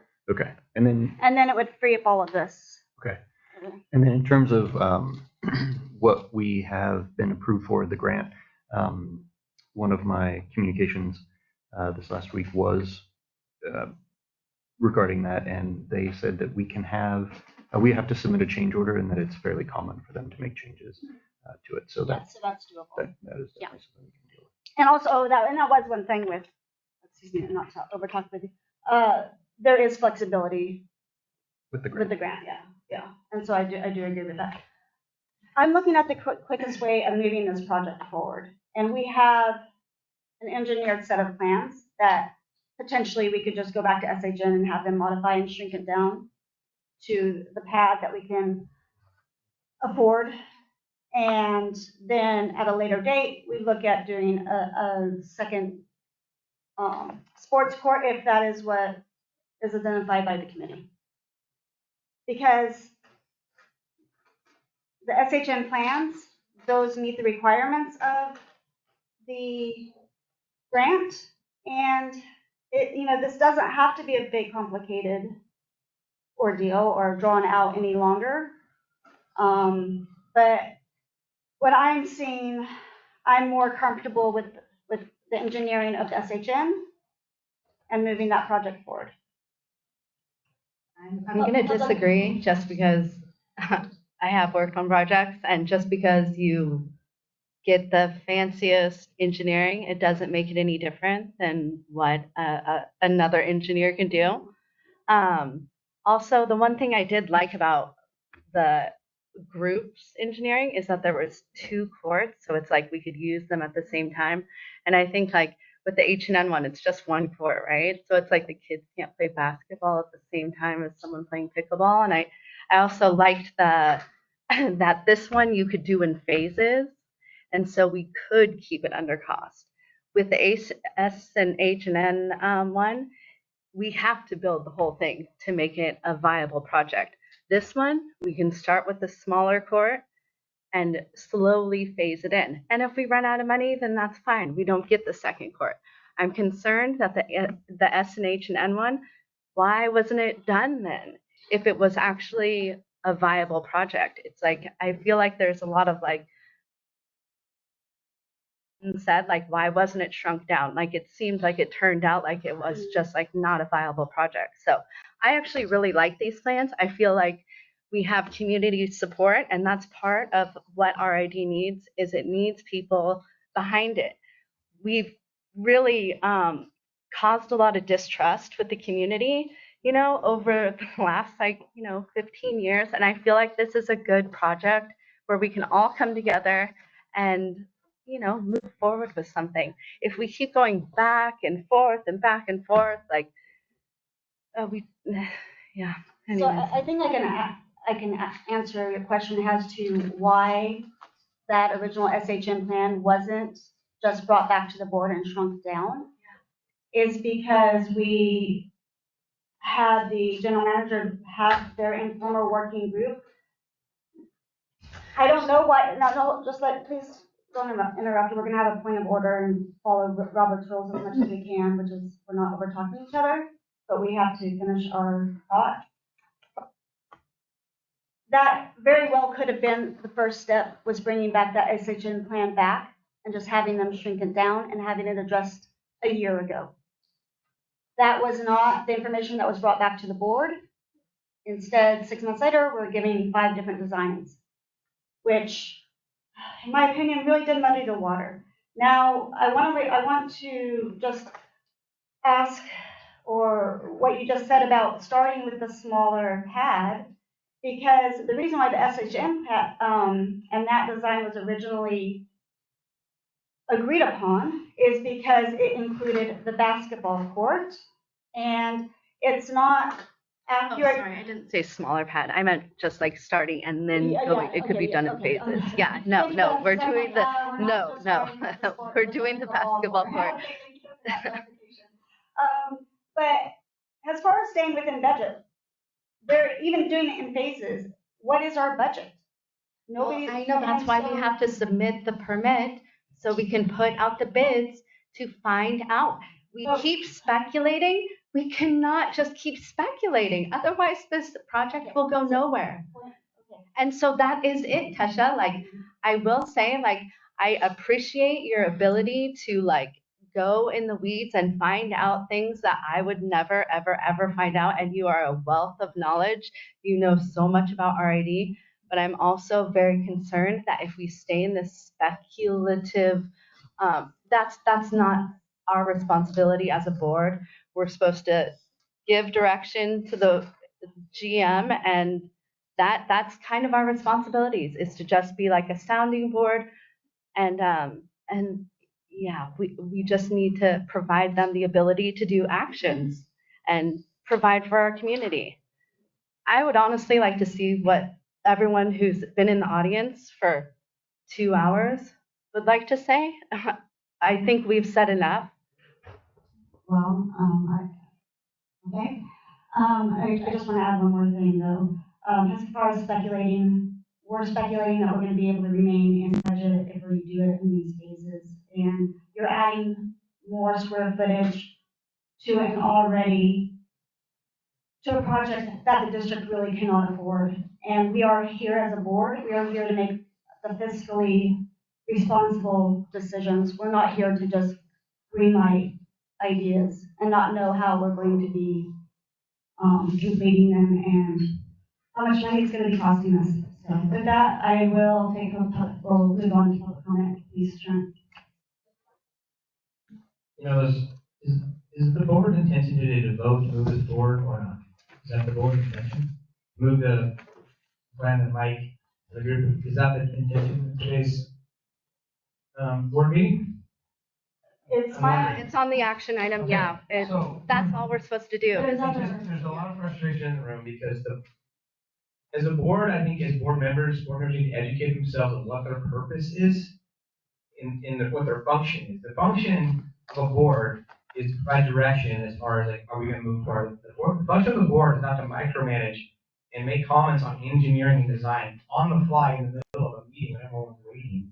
That's the job of engineers. That's the job of professionals. When you get to the planning department, you submit something. Is the grade here? Is it here? When you're talking about engineering, the engineers are designing stuff and then negotiating with the county to make it work.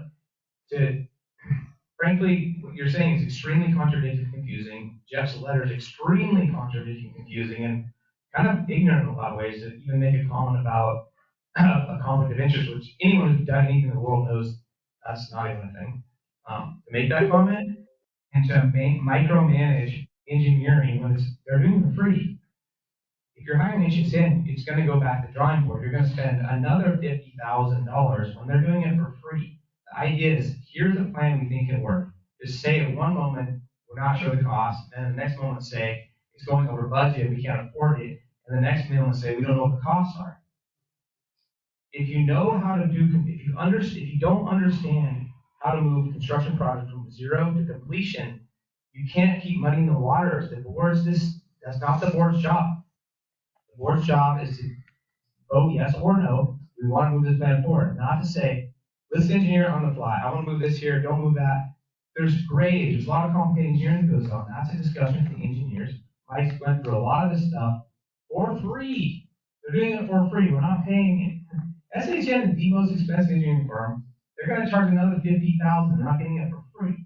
So my suggestion is to let for the board here. Do we want to move forward, submit this for a building permit, to move this forward, so not delaying another year, or not? Not get into the weeds any farther. That's my suggestion. Yes or no today?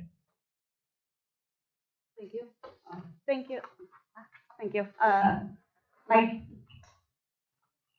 Okay, there are really two issues that have been raised, and I agree with one of them.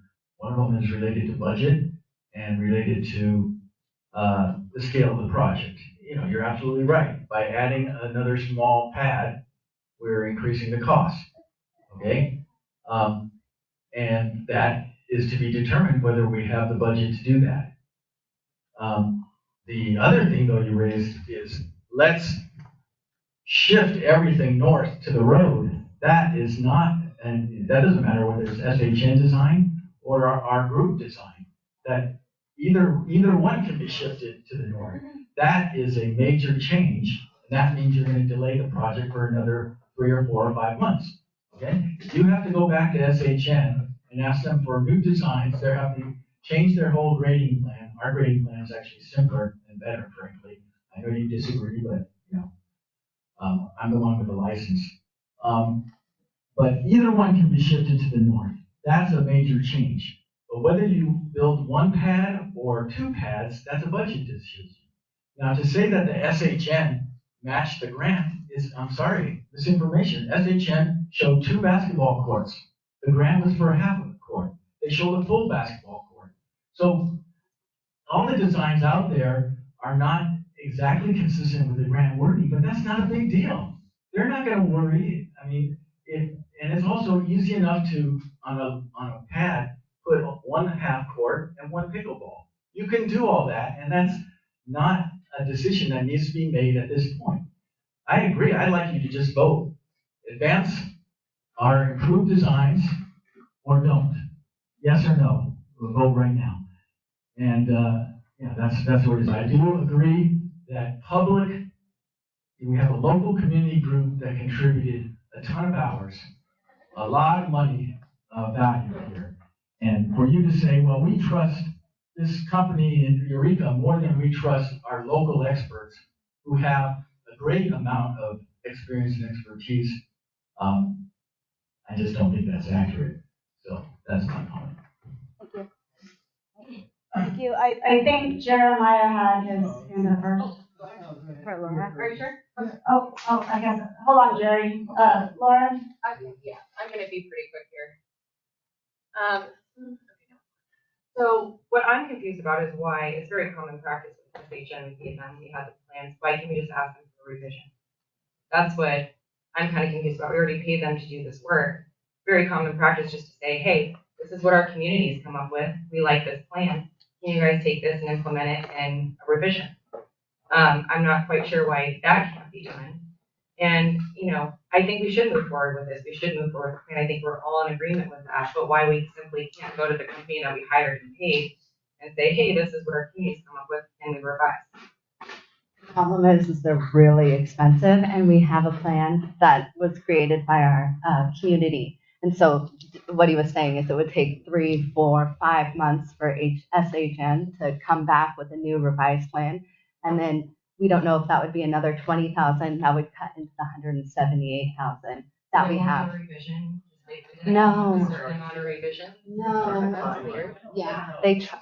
And you're paying someone $80, dollars an hour. It's not very. So that's why that's kind of why we're like, okay, here's this new one that we can just submit today and get this show on the road, and just like say, sometimes you have a sunk cost, right? You made a bad decision, and hopefully moving forward, I mean, us as a board will, not make project decisions like that.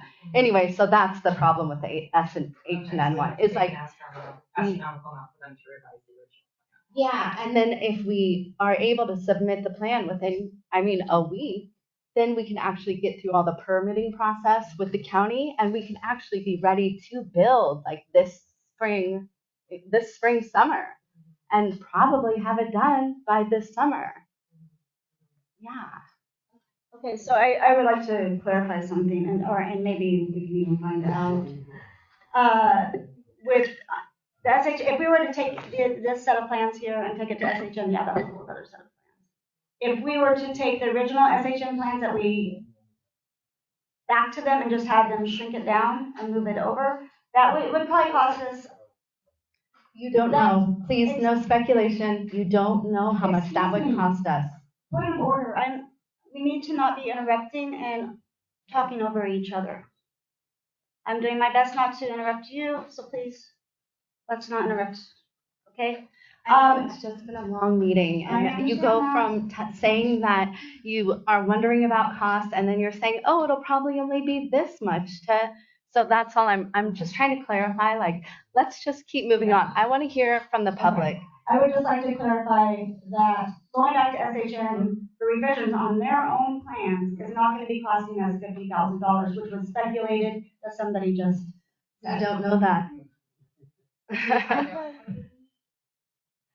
Okay, yes, Jerry?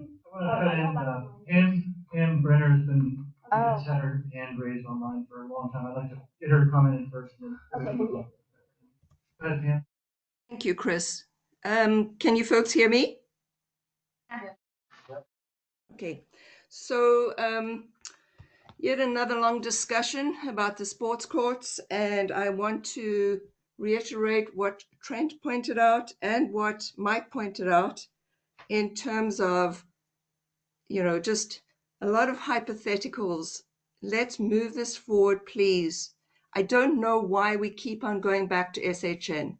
We know they will charge us to do a revision, whether it's $5,000 or $10,000 for a project where we are already trying to cut costs. Why would we take it back to them when we have a licensed engineer who is putting his name on a plan for the betterment of our community? So can we please ask the board to make a decision and stop talking about hypothetical costs and things we do not know until we have an approved plan and go to bid? Thank you. Thank you. There was a public comment. Jerry Jackson first, please.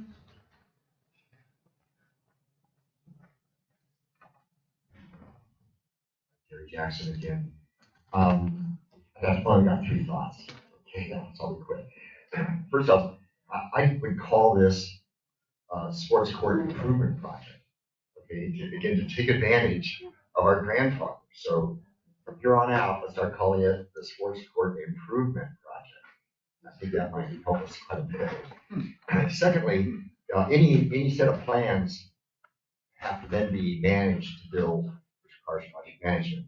And you can indeed phase in any set of plans. I did this on my hangar garden bill. We poured concrete first, level it, poured concrete. And then you wait and go ahead and put the building in. So just because the plans are complete doesn't mean you gotta just get going and build the whole thing, no matter what.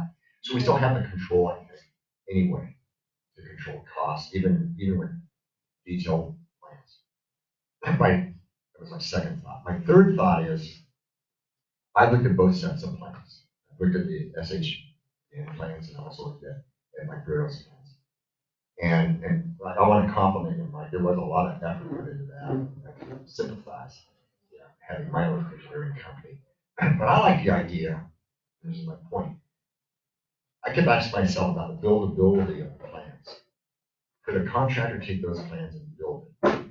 And I felt that the SHN plans were way more buildable than Mike's plans, just from a standpoint of detail. Okay, and what I would recommend we do to get this thing going is to say, let's ask SHN to revise the plans. My own back of the envelope calculation, I tend to agree, revision shouldn't cost a lot. Even at $80 an hour, it might be less than 5,000, but we don't know. And I think that point's been made a lot today. We don't know. Is it 5K, 50K, what? Why don't we just ask them, what would it cost to revise these changes? And here's part of the idea. Mike's idea is we make a hybrid effort where we plug Mike and his understanding of his plans into that effort to revise these.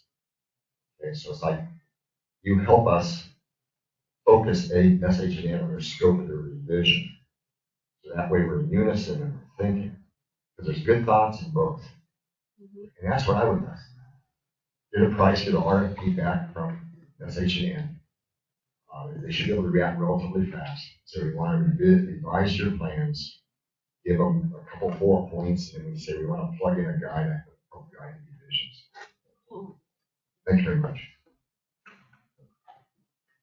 I'm going to disagree with that one, just because I think asking Mike to do anything else is quite a stretch.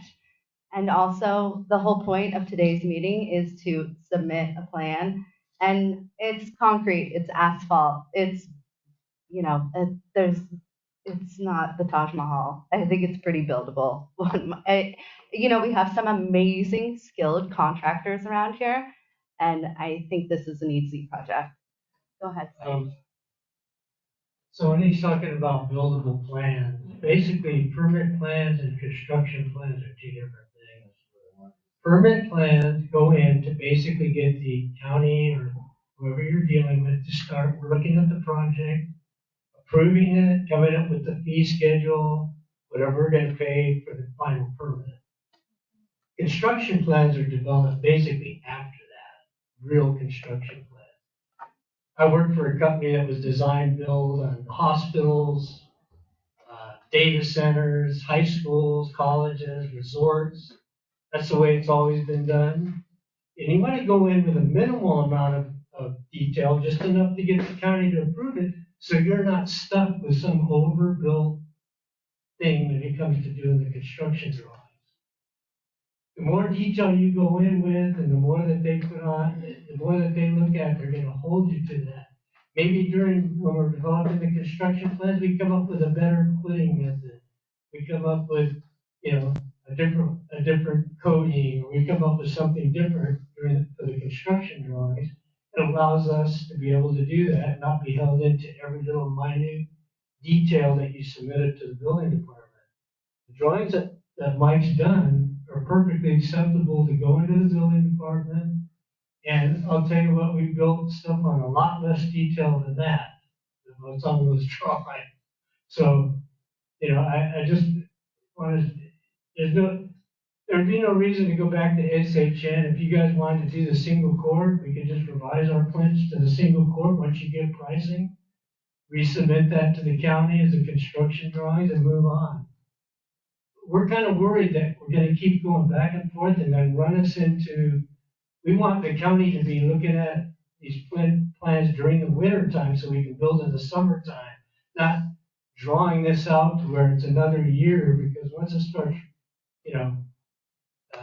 we get back into the rainy season next year, you're not going to be wanting to go down there and dig because it's just going to be too costly. It's going to get too messy.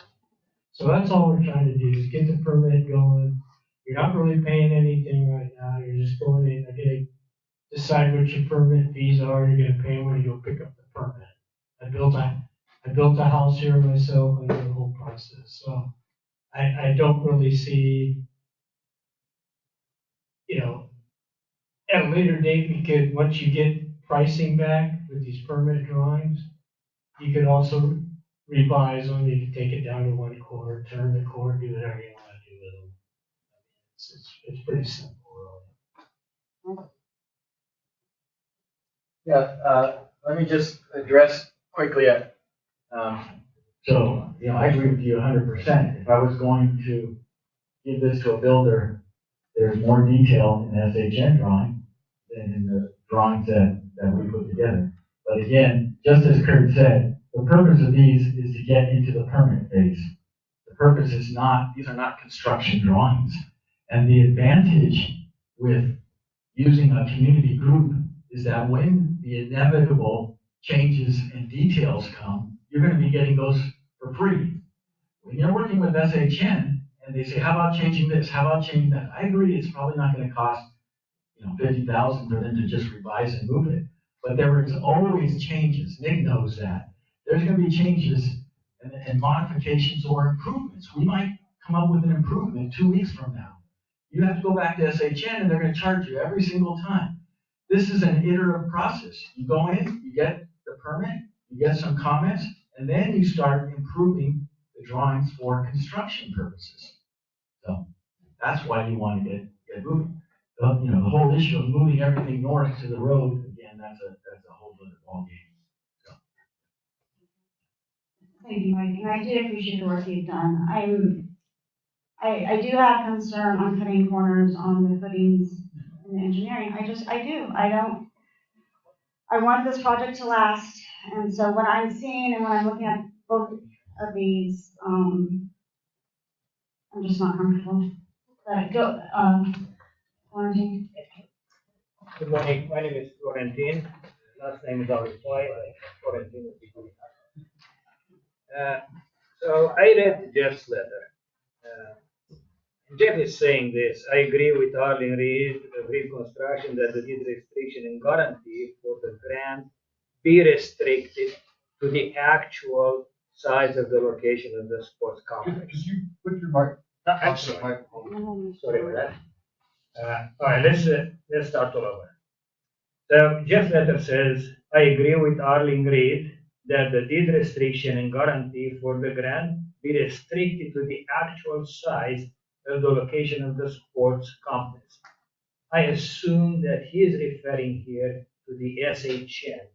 No, he's referring to the property line adjustment to make it fit, to not use the 2 acres for only the basketball court. Okay, so that question was not asked before when SHN design came on board.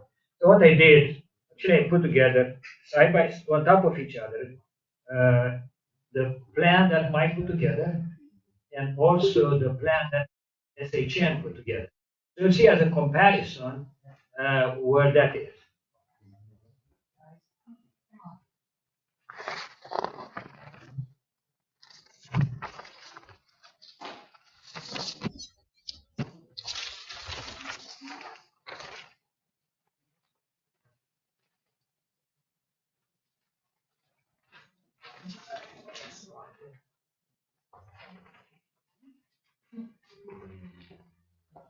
Yeah. And Tesha said earlier that we have one engineering drawings. Actually, we have 2 engineering drawings. We have SHN drawing, and we have the drawing that Mike put together. So I want to make sure that everybody understands this. We have 2 engineered drawings, not one. So Mike is an engineer, he's a civil engineer, licensed, and so on. If I understand correctly, he has a PhD. And with that, I think I covered him enough. But if you look at the drawing that I put together, first of all, SHN design is overall 7,908, almost 8,000 square feet. There's 2 courts, pickleball court and basketball court put together are 7,200. So that's 600 square feet less than the SHN. And Tesha said that getting the SHN design and shrink it, it will go to 6,600 square feet. Is that true? That's what I'm proposing. So that's your proposal. Okay. So that means it's 600 square feet less than Mike's design. Correct, right? And if you look at the pickleball court, the smaller one, is 1,800 square feet. Well, what you're saying with what you're saving with SHN design is just a third of the smaller court of the 2 court design that Mike put together. A third. I mean, it's nothing. So what do you take? What do you get by having 2 courts? Someone already explained this.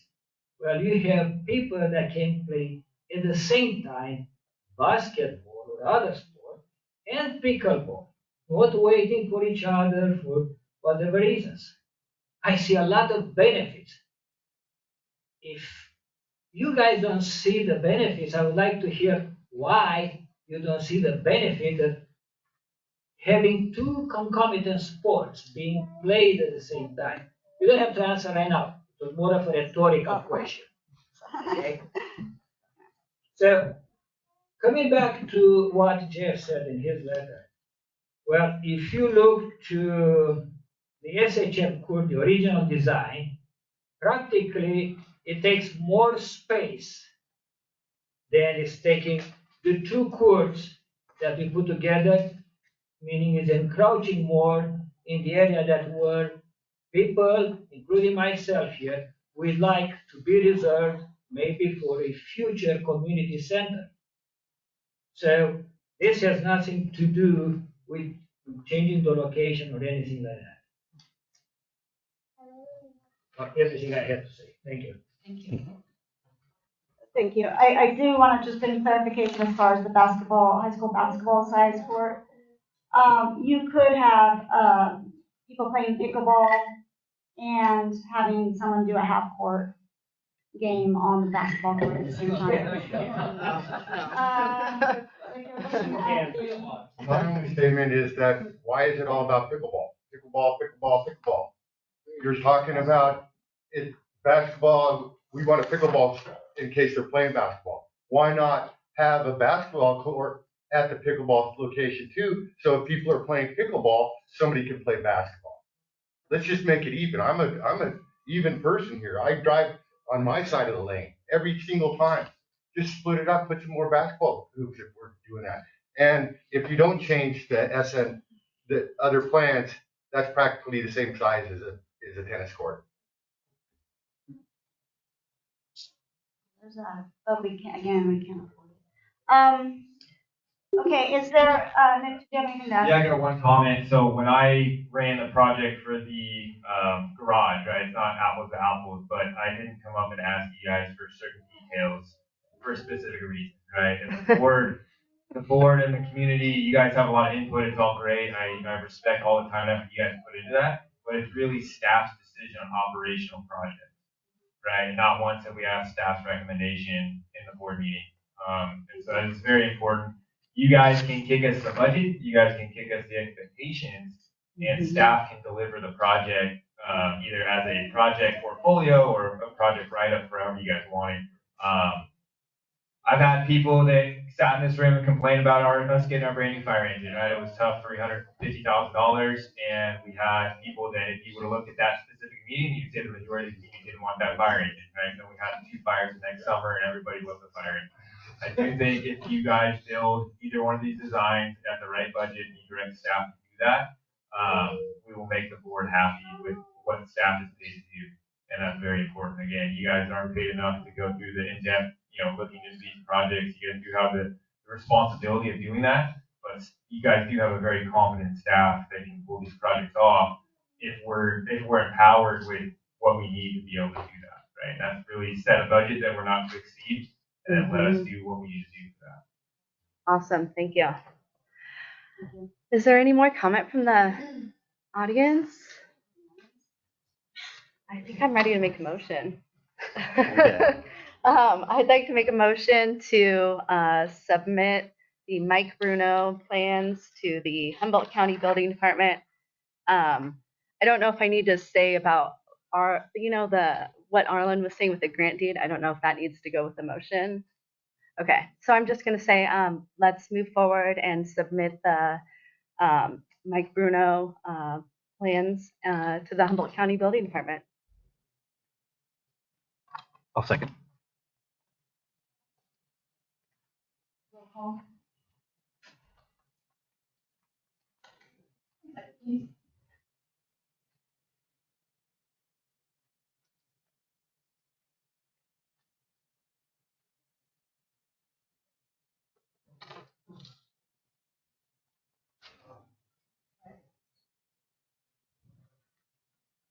Mike Smallery, absent. Tristan Sanders, Yes. Wes Ballheim, Yes. Jeff Hildreth, absent. Joshua Bushane.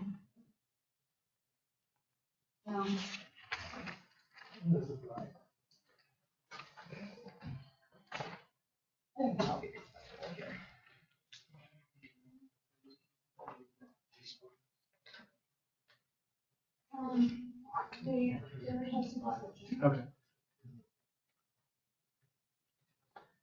So, everybody's looking at me.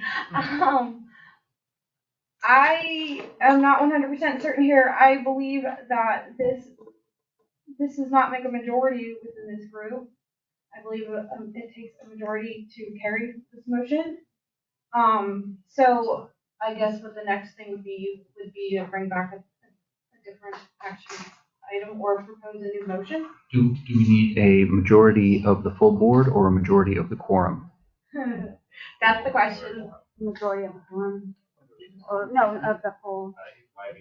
We had the same situation a couple years ago, and it came down that, and Sue was the one that brought it up. They failed on a 2-1 vote. So 2 would not be a majority of the full.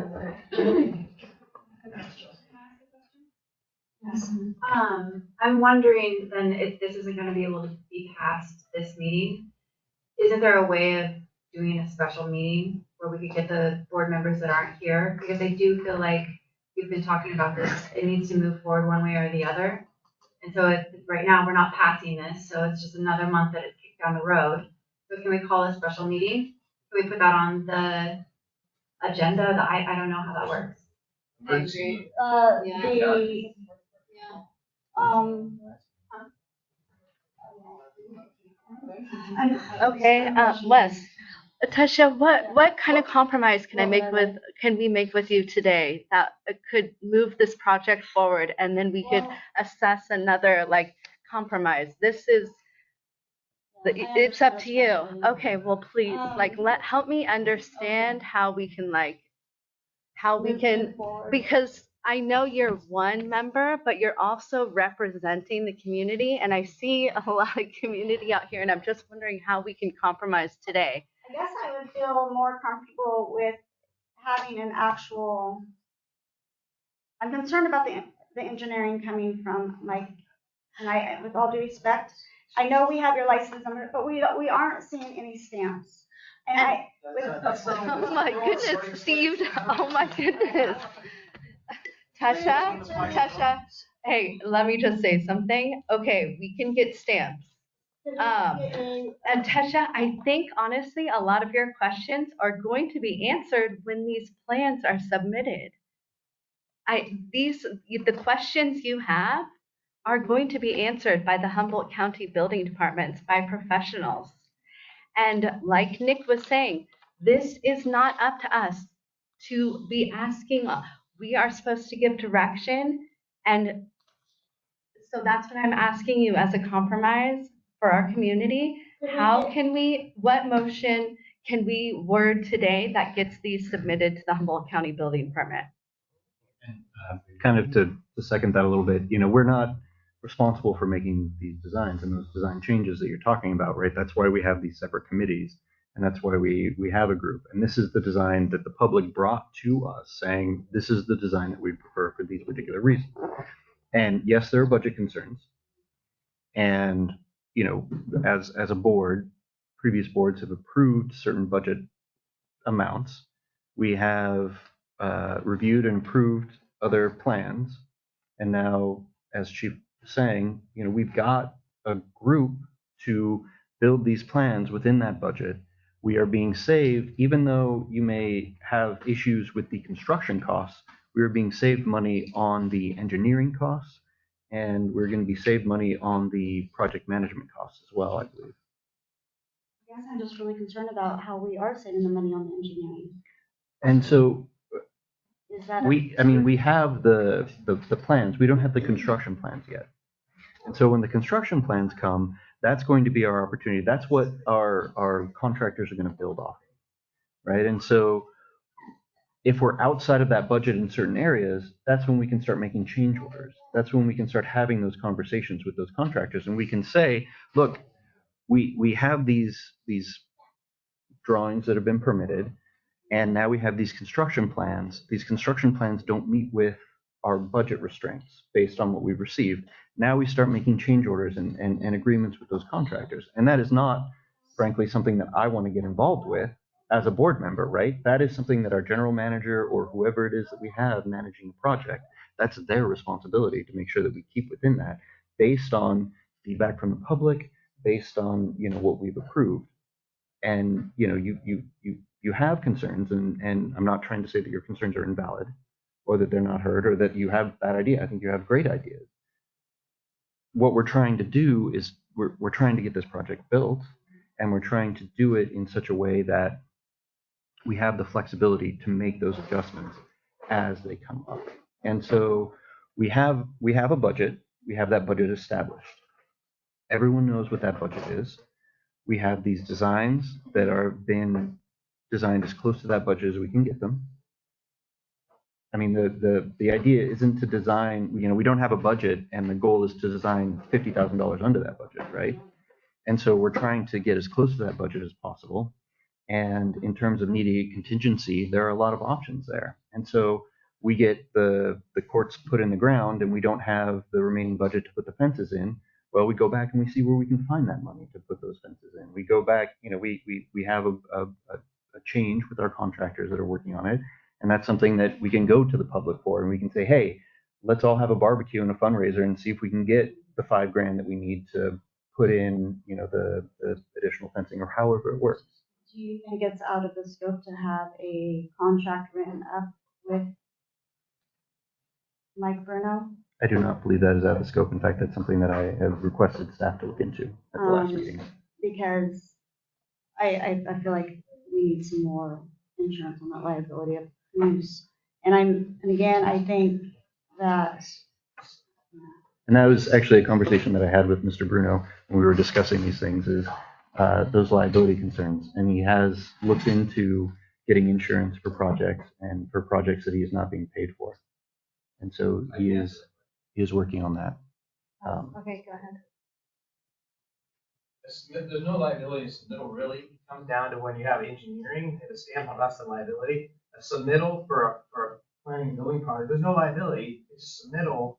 There's nothing to be held accountable until there's actual work being done. There's no liability. There's no contract needed. If he submits the plans and they get approved and somebody builds them wrong, not to the specs, and it breaks apart and the whole thing collapses, well then who engineered it? Was their engineering bad? If submittal I can't think of any liability on submittal. So it's just a submittal. It's just a submittal. So we're just doing a submittal today.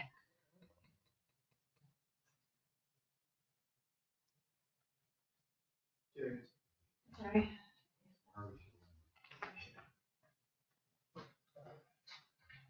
I'm gonna do a bit of a 180 here. I apologize, but I do agree. Wes, you made some great points. I do agree that you can separate out the building plans from the planning. And I do agree it's a great way to get that first step forward. It's also not a bad strategy to not have lock yourself in a straight jacket or what you have to build. So I tend to agree with that, which then leads me to agree with using Mike Bruno's plans as a starting point, get the ball rolling into the planning department. And I apologize. I'll volunteer in your free time. Thank you. I wanted to volunteer Mike for that too, by the way. So discussions of things like you had an issue with it being built out of concrete, right? When it actually comes time to get those construction plans, that's a conversation that Chris can have with the contractor or however, and we can say, look, we're not going to use concrete for this portion, we're going to use asphalted concrete, or those are things that you can make adjustments to when it comes to the actual building plans and the construction portion, when you're actually putting the stuff up and working through that. And those are change orders, and believe me, I understand the liability. I love suing designers. Yeah, it's I'm still concerned if you do go forward and vote this on there, I'm still concerned about the size of the basketball court. That's just It's a full size basketball. Not NBA, but it would be the high school. Basketball court is 10 feet different between high school and pro. So we had 114 feet on the original plans. Now they shrunk down to 90 feet. So why wouldn't it only be 10 feet different? So the concern is still there I am still standing up for basketball here. The NBA, the high school, yeah, it's 10 foot shorter in length, but it's the same in width, right? We're just trying to shrink it down to where it's something that we can, at least I feel that we should be. The most important thing in the NBA right now in basketball is the 3-point line. You start shrinking down a basketball court, and it's a true long sport, and it should fit. The basketball should fit in the basketball court. Comment session. The point of order, people get one comment or topic, right? We have to do that, or else we're gonna be here like we did last meeting. And the other quick thing is you guys don't have to be so specific in your motion. You can ask the staff to submit plans that's by a certain date and a certain budget as well. And then you guys can meet with just two of you or one at a time with Chris, with staff to hash these details out before we submit them. And it doesn't have to be done in an open meeting. So if you guys wanted to change your motion, there are some options don't handcuff you into a certain design. And to Arlen's point, we can change it as well once you submit it. And if you find that budget, then hey, can we add an extra 10 foot? That can be done at a later date, depending on how you guys set that up. Okay, cool. You wanna try?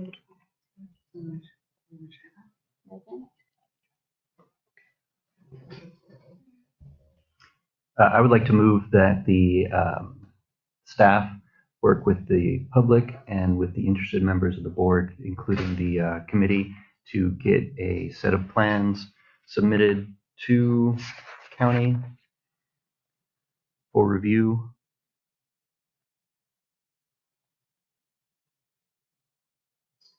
No later than January 31st. I'll second that motion. Real quick.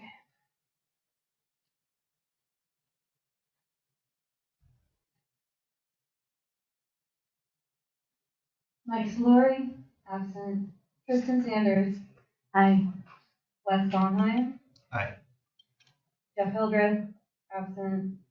Tesh Bushin.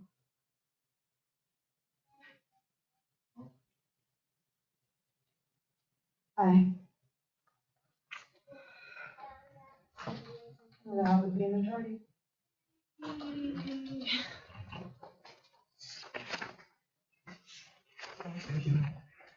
No.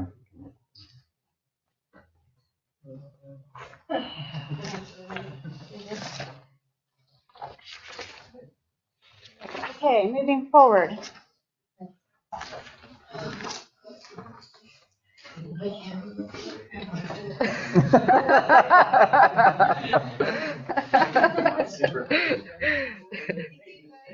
Bye, thank you. Say bye. Say bye. We're actually going on race next.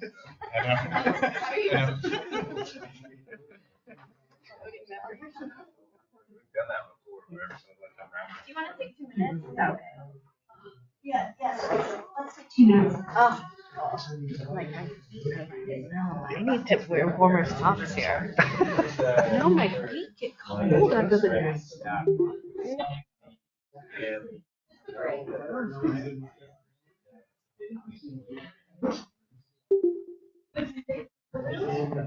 Yeah. Use restroom. Do you need anything? They were changing up until we got, even when I got my final permit that approved the building, they wrote no fire apparatus, and the name of the project was fire apparatus. Yeah. Right, and so I went round and round. I ended up getting in a email fight with the guy building and planning because he wouldn't change the radio. He's like, no, the fire station's got to be level 7. I said, no, it's an auxiliary building. The fire station's separate. He wouldn't drive out here. I probably went around the show and was able to get to him like, hey, this is a Measure Z county paid for building. Hey, I just stopped by to check out the red meeting because I a while, but for different days. Time you guys get off. I'm gonna be gone next week, but if I can be either tomorrow. Are you here Friday? Yeah, Friday, but I won't. Okay. And we can do a lot online too. I have a certain Okay. there might be upped our duty officer pay last year, so there might be a little bit of an issue to request. Yeah. The biggest issue we're having is the ASPA or ASPS. Yeah, not knowing how to access things are not the same as my other services. So I get that 425. I get the 425 and get that. What exactly, how do they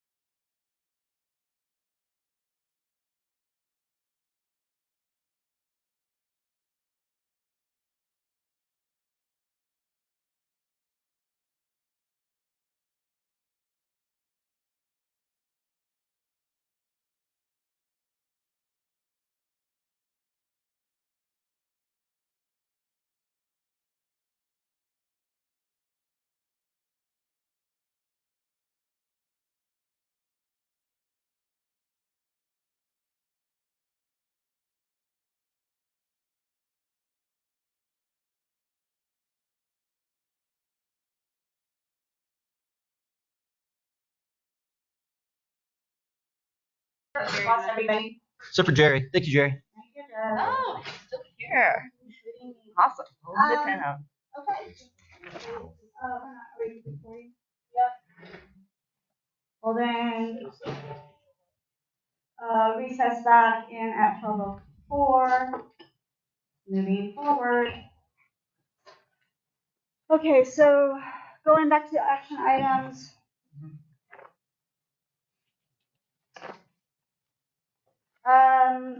So can we go to the adoption of the resolution 2504? Are you guys set to switch 1 and 6?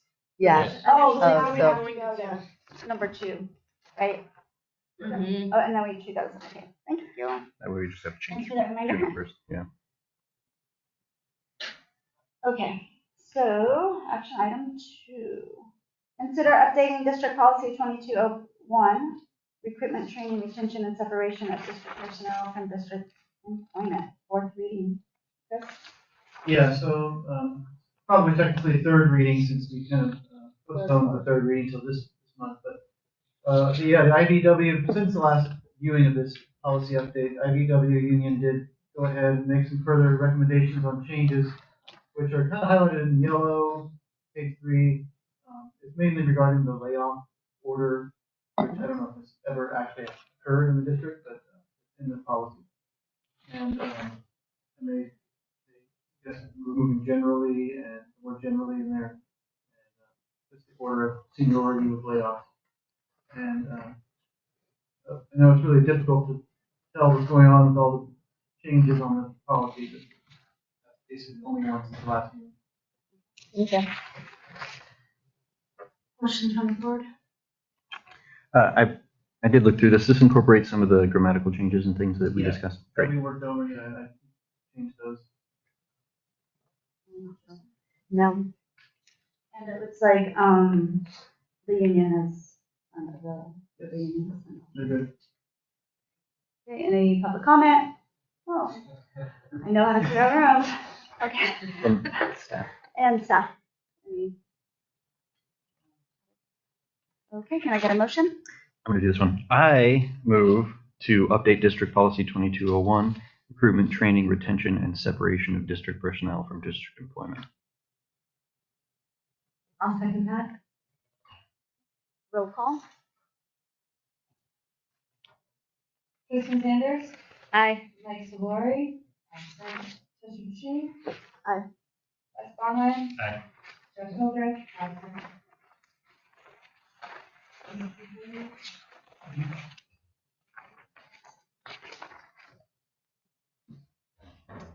Okay.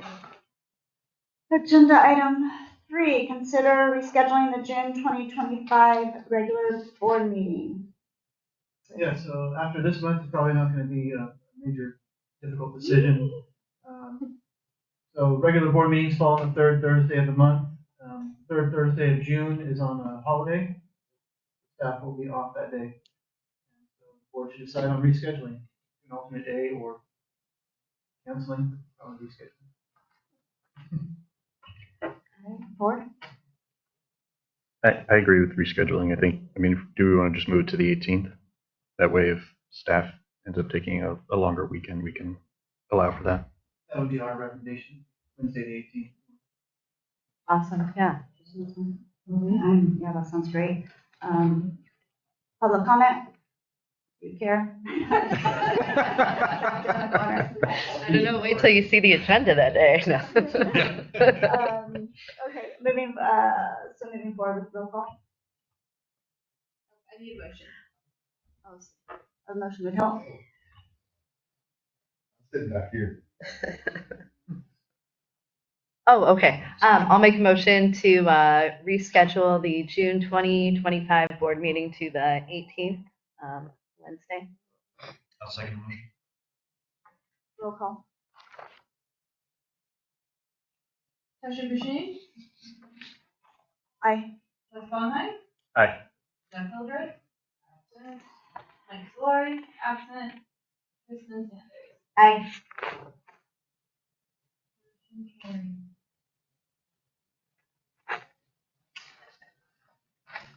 sorry. I was reading for the next. Yes, motion carries.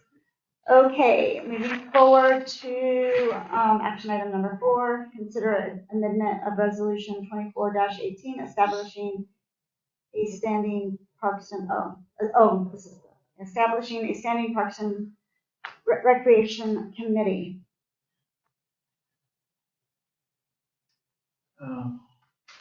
So I'll provide the report and then we can decide if we want to make a motion on it or move it to the next meeting. So the board established Parks and Recreation Standing Committee last month with the adoption of Resolution 2419. At the first committee meeting, committee members decided that the fourth Thursday of the month was preferable to meet rather than the first Thursday of the month. Secondly, it's been decided to name an alternate committee member. So to make these changes, this would require a motion to amend something previously adopted. The amended resolution 2419 is attached for your review to consider adopting. The recommendation is to appoint an alternate member to the committee, and I listed the 3 members that were considered in the last meeting for the committee that are not currently on the committee, including Mike Bruno, Pauline York, and Josh Munchke. Since then, I've also received an email interest request from Denise Reed of SCARF. He has also requested to be part of the committee. If I could just, and I would like to add a little bit of reference on this. We had to bring back this resolution. The committee did, like Chris just said, we decided to meet the 4th Thursday of the month at 10 a.m. So that needs to be ratified in this resolution. There is the alternate member. I have also received word that SCARF may be approaching the board for a different representative on the committee because Wendy Ball has resigned from SCARF. I do believe it's important for SCARF to have a representative. I believe that is pretty much what Denise Reed was alluding to. Taking that place on that. Do you guys want to go ahead and vote on these, or would you rather wait for the rest of the board? I have a couple of questions actually. So, what would the role of the alternate be? So they would have the responsibility of coming to every meeting, staying up to date on all the current committee information. And if there's anybody missing from the committee, they could fill in. If we have some, this is a 2-year committee. If we have somebody suddenly drop out, then we would have someone able to replace that seat that would be knowledgeable in all of the committee findings and previous research and discussions. Okay, it does say that the committee is no more than 7 members. And so if there were to be 6 members, how would that affect the committee? If there were to be 6 members while someone was pending? Because we are voting, and so it goes back to that voting and just keeping it an odd amount. That's why we chose 7. Gotcha. There was enough community interest where at one point we could have gone up to 11 members. But it's just too much. Okay. And so, I know that we were discussing just now having Wendy Ball. She's no longer going to be a member of SCARF. We voted for her to be on the committee. We did not vote for a member of SCARF to be on the committee. So is she also withdrawing from this committee? I don't know. I think we need to reach out to her to find out. Now, while she was not voted, she was voted on the committee to represent SCARF. I think I that do. factored. Yeah. So, and that was, there was a push. It was between, from my point of view, it was kind of between her and Pauline. But everybody seemed that it was important to have SCARF represented on that committee, as we have MOUs with them. They've proven their track record in getting a recreational. Yeah, Yeah, no, I So that's completely agree with why, that. And otherwise, I wouldn't have brought it up. mhm. But with that said, I mean, I would maybe feel more comfortable if the whole board was here making those decisions. Okay, What's the decision? It would be to appoint an alternate member and possibly replacing the SCARF representative. I wouldn't mind the, yeah.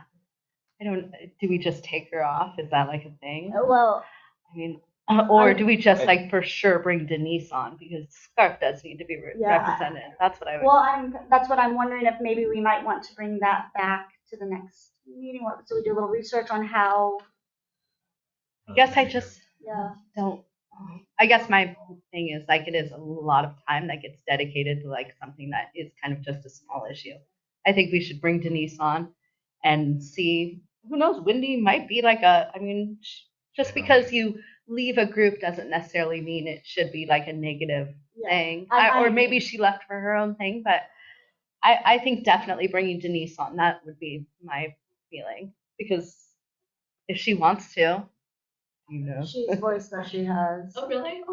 And she's on the SCARF board. So do you put her as an alternate right now, or would we just like vote her in right now? I would be putting, I would like to see her as, if we're going to be voting for Denise, I'd be wanting her to be voting to replace. Oh, I see what you mean, because we only have 7 people. Duh. Yeah. And then she would be the official representative of SCARF. Okay. And then we would still need to pick an alternate member. Well, that's assuming that one of the members withdraws. I believe it's my understanding that having an alternate, by choosing an alternate member now, Then when someone withdraws, then we would put another alternate in that position. Yes. Right, I agree. But we wouldn't want to vote for 2 alternates now, is what I'm saying. Right, so if we decide that, that we want Denise to be the alternate, then we can make that vote now. And then if someone withdraws, then she goes into that spot, and then we would need to select a different alternate. Yeah, and I guess I'm looking at this a little bit different in that Denise wouldn't be put on as an alternate. She'd be placed onto the board. We'd be replacing Wendy Ball as SCARF representative. But we don't know that she's withdrawing yet. No, we don't. And so we should. So we would have to vote her off, which would be a separate. Actually, I don't, and that's why I think we might need to bring that back. If we vote Denise on as an alternate, though, now, then she would fill in that position if Ms. Ball decided that she wasn't going to. Or if we voted her off. Okay.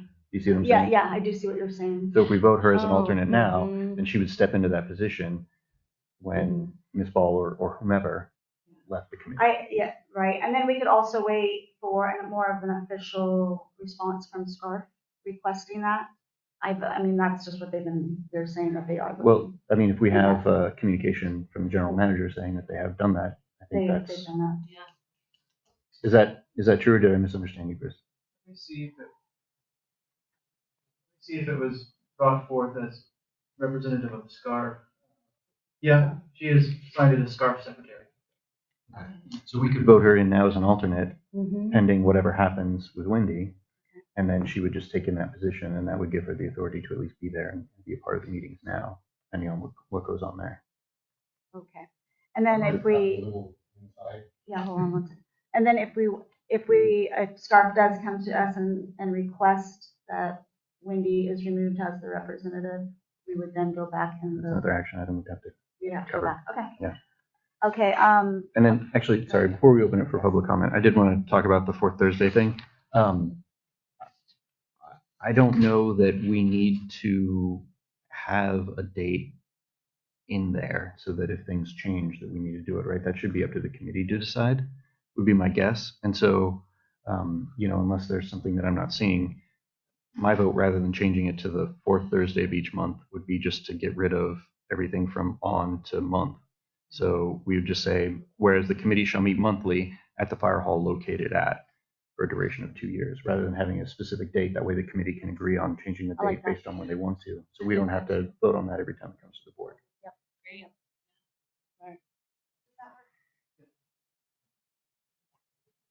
Yeah, I like that. I thought that has the same standing committee, we had to have that formalized in the resolution, but yeah. We may, I'm not aware if we do or not, but just requiring them to meet monthly seems like it would meet that. Requirement. Yeah, and then they can decide the day. And I think that would be very helpful because getting that many people on the committee all on the same page, we Yep. already moved it to the 4th so other committee members could be there. Right. And then if they're. Right, and you may need to make it a different day. Yeah, so just without requiring a board resolution each time based on committee agreement. Yeah. I might throw a little bit of a wrench in, but I know the fire safety council, if there's an outstanding opening and it's not allocated for a specific group, like if you guys don't have the resolution that SCARF has one designated person, then there may be other people that are interested, so you might have to put it out that, hey, we have this opening on this side from the sports or the recreation committee. And then people would have that opportunity to come and say, hey, there's 5 people, and then it turns into a vote. Kind of gets messy. Or there's appointments where they're appointed as the SCARF specific rep, and SCARF would pick that.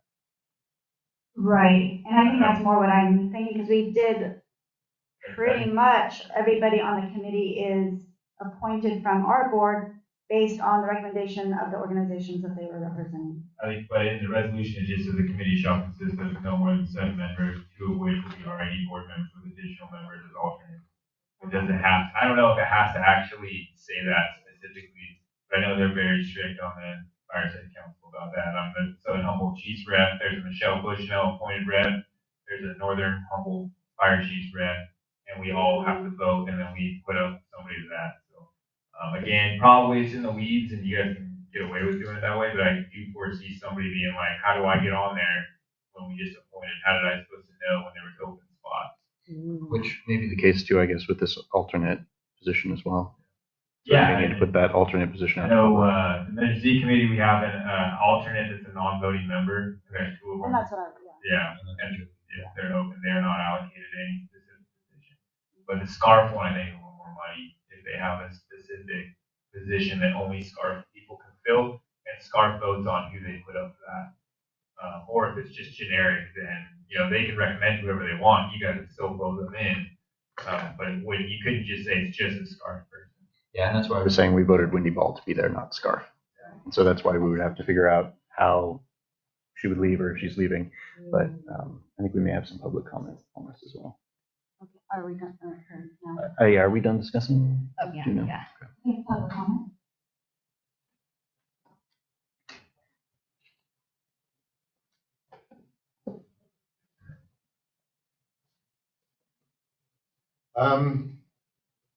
Wendy left SCARF board. The reason why, it could it be that they butted heads? So would you put somebody else on the board that she quit? She just Put butted her heads. in the same position. You understand what I'm saying? Like, are they compatible? If you're gonna put 2 people that were on a board and then one of them left. So. That's a good point. Thank you.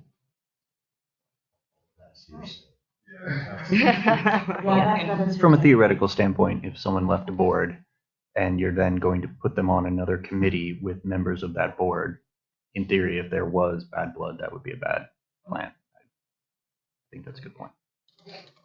Maybe get watered down by all of us other ones. Well, yes. I would just like to add that you have one more board meeting prior to the next Parks and Rec committee. That would only give 1 week notice to whoever you may choose to appoint or assign or whatever decision you choose to make with this. Just for your consideration, remember there is one more board meeting prior to the next Parks and Rec. Okay, so maybe we make the change to the date certain that we were kind of talking about and then push off the alternate. Or we can make the change of the language, but not vote on an alternate. Yes, I believe the alternate, and then if there is a vacancy, or if SCARF does come to us wanting a different representative, then at the next agenda meeting, we would decide on whether or not we would be voting. It would. I believe it would have to be Ms. Ball's decision or ours to remove her from the committee. That's what I mean. Yeah. Yeah, so I would like to make a motion to make the change to add an alternate. The language, the fourth whereas to add an alternate, and in the fifth whereas to remove the language between the words on and month, so that it reads, the committee shall meet monthly at the fire hall. And then as part of this motion as well, I would like to put off the voting of that alternate until the next meeting, and to direct staff to put out a notice that we are seeking an alternate for the committee and gather the names so that we can vote on them at the next meeting. It is a long motion. Just getting scared of it. Nicely done. I will second the motion. Yes, say it. Oh, I was almost going to say that very long motion. Yeah, right? I'm paying attention. Roll call. Session Machine? Aye. Wes Bonheim? Aye. Jeff Hildreth? Absent. Mike Flory? Absent. Tristan Sanders? Aye. Just, just so it's Yes to the language to add an alternate. Remove the language specifying the fourth Thursday. Staff to put out notice that we're looking for an alternate, and then vote on the alternate at the next meeting.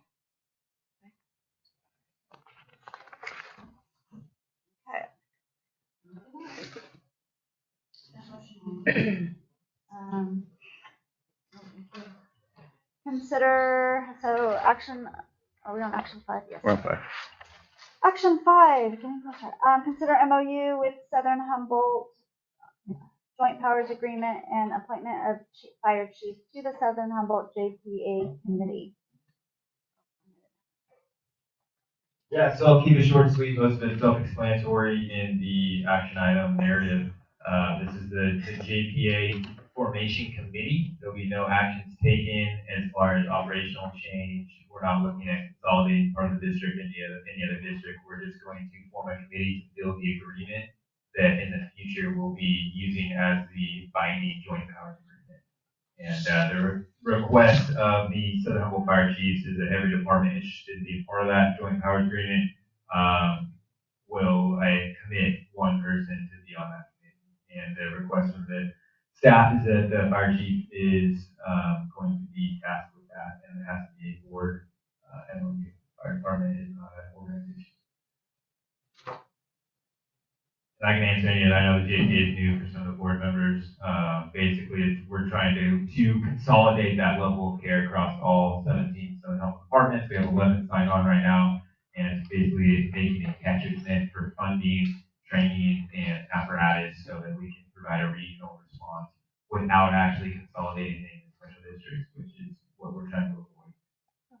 And I have more information too. I can give you guys, but that basic one, I think it was attached. It's the structure page. If not, I can get it to you. Shows the previous board wrote a letter of support for the JPA. They're funding the JPA, and we're not at that point. So this is part of that process. Yeah. Okay, I have a bunch of edits to this, and I don't know that it makes sense for us to go through all of my stuff here necessarily, and so I would like to get with you, Chief, to make some of these changes. Some of them are pretty basic grammatical things. Some of them are like you have 2 effective dates in here, stuff like that that are, that I think need to be cleaned up a little bit, but that don't really affect the main thrust of it. I do. I think that's a great idea. I don't entirely understand the fiscal sponsor aspect, where you have the Trees Foundation being a fiscal sponsor. Why do you need a fiscal sponsor? What's the purpose behind that, and why is Trees Foundation the backing on that? So the fiscal sponsor is for capacity building, to actually have a grant given to somebody to actually write up and work with us. We're going to hire a technical specialist to help write that. And Trees Foundation is already in the process of a grant with ours that gives them the technical abilities to help out with that. We're actually working with Trees for our USDA grant as well. And the fire chief for Telegraph Ridge that wrote, so he's our secretary of the Chief Association that wrote up the MOU. He's the one that also works with Trees as a technical specialist. Okay, Great, that's good to know. There's another update as well, and I probably should have said this earlier, but because of my employment with the USDA, I am not, I checked with the ethics group with the USDA, and I cannot have any involvement with any of the USDA grants. So, you know, I can have this, and I can hold this role, and I can do this stuff, but they can't see my face, I can't talk to them, they can't, so. So are you supposed to be commenting on? Well, this has nothing to we do with do that USDA, and and I can do that stuff too, but I just can't. This isn't USDA. No, it's not. Okay, It's but not. But just in the future, yeah. That all on your own? Any other questions? I mean, I'm guessing this is something that you want, right? Or Yeah, that we, okay. Yeah, That's, we're, I just want to make sure it's like, yeah, something you're excited about. And I mean, I don't understand a lot of it, but like if it's something, it sounds like it's necessary for that area. There'll be a lot of conversation back and forth. We're going to be a significant player in this. We have the only one that has paid staffing and other stuff, so we'll be trying to drive it in our benefit for a lot of it. Okay. Make a motion. So, I was thinking that maybe we can get together and make some changes to the document and then resubmit it, if that's okay. Yeah, all we have to do is you guys approve signing the MOU, and you guys can write, the motion can be signing the MOU with edits, approve edits. Okay. Naming you as. Naming the fire chief to the committee, or recommending the fire chief to the committee. Basically appointing the fire chief. And then I just had one quick, with the financial impact, and it's basically part of the department staff time. Are you logging that, or is it just? Not at this point, it's part of my normal 24-hour day shift. If it falls on a day that's Monday, Tuesday, Wednesday, if it falls on a day that's outside, I usually volunteer as capacity building for the regional division.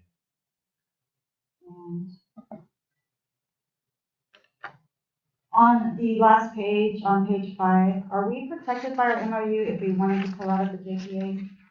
Yeah, there's no JPA yet. Yes, I mean, but when it is born, okay. It would So it's still all hypothetical. Yeah, it would Okay. still be part of that building agreement, and in the MOU, it specifically states we can pull out. You're not committed to anything. Yeah, I just read where it said, that was difficult, and so I was like, oh, that. Yeah. This is all getting ahead of myself. Oh, no, I mean, those are good questions, because that's what's in the MOU. So that's Why I was wondering. Yeah. Okay, so yeah, do we want to, can we approve this MOU and then Nick as representative, or with edits? With edits, yeah. Are you comfortable with that? Yeah. Public comment? Going once, going twice. Okay, can I get a motion? I'd like to move to approve Chief Pape as our representative with the drafting and negotiations of the MOU and the signing of the MOU with edits. I will second that motion. Roll call. Mike Savory, absent. Kristen Sanders. Aye. Jeff Sondheim. Aye. Jeff Hovick, absent. Christine. Aye. Motion carries. Again, you guys can reach out, we can talk more details about it. Yeah. I'm interested in looking at the agreement and stuff. Bring to it. Okay, and now moving forward to our last, first but now sixth action item. The consider adoption of a formal consider adoption of resolution 25-04, 2024 Shelter Cove Volunteers of the Year, Tim Evans and Janet Evans. Yeah. Presented by Mike Soluri. I'll be Mike today.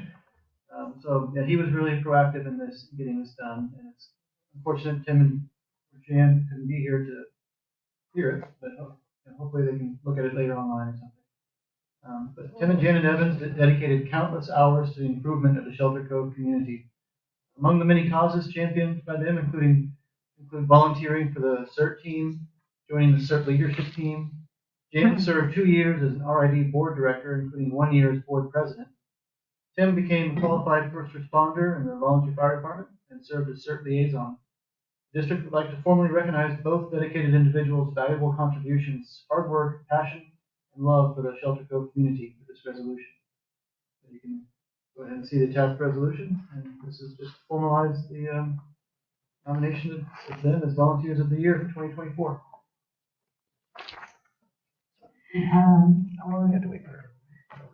I have no comment. I have one tiny comment. Just, in my, just from here on out, I would love if we were just nominating people that are still in Shelter Cove. That would be my only comment. These people sound amazing, but I do think maybe here on out we should focus on people living here so they feel valued, and we really want to.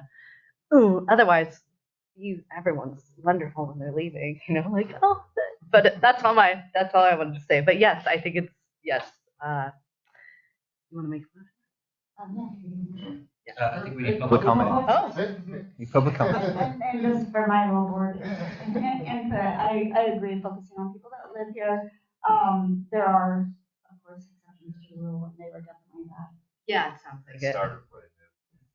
I really think it's going to be good for them. They put a lot of effort in this and for our community. And, people leave for different reasons, sometimes health and everything like that, but you're going to make a tear come to their eye when they receive that. They already know how great the Cove is, and to get the gratitude from people after they're gone is even more amazing. So, right on. Thank you, Anna.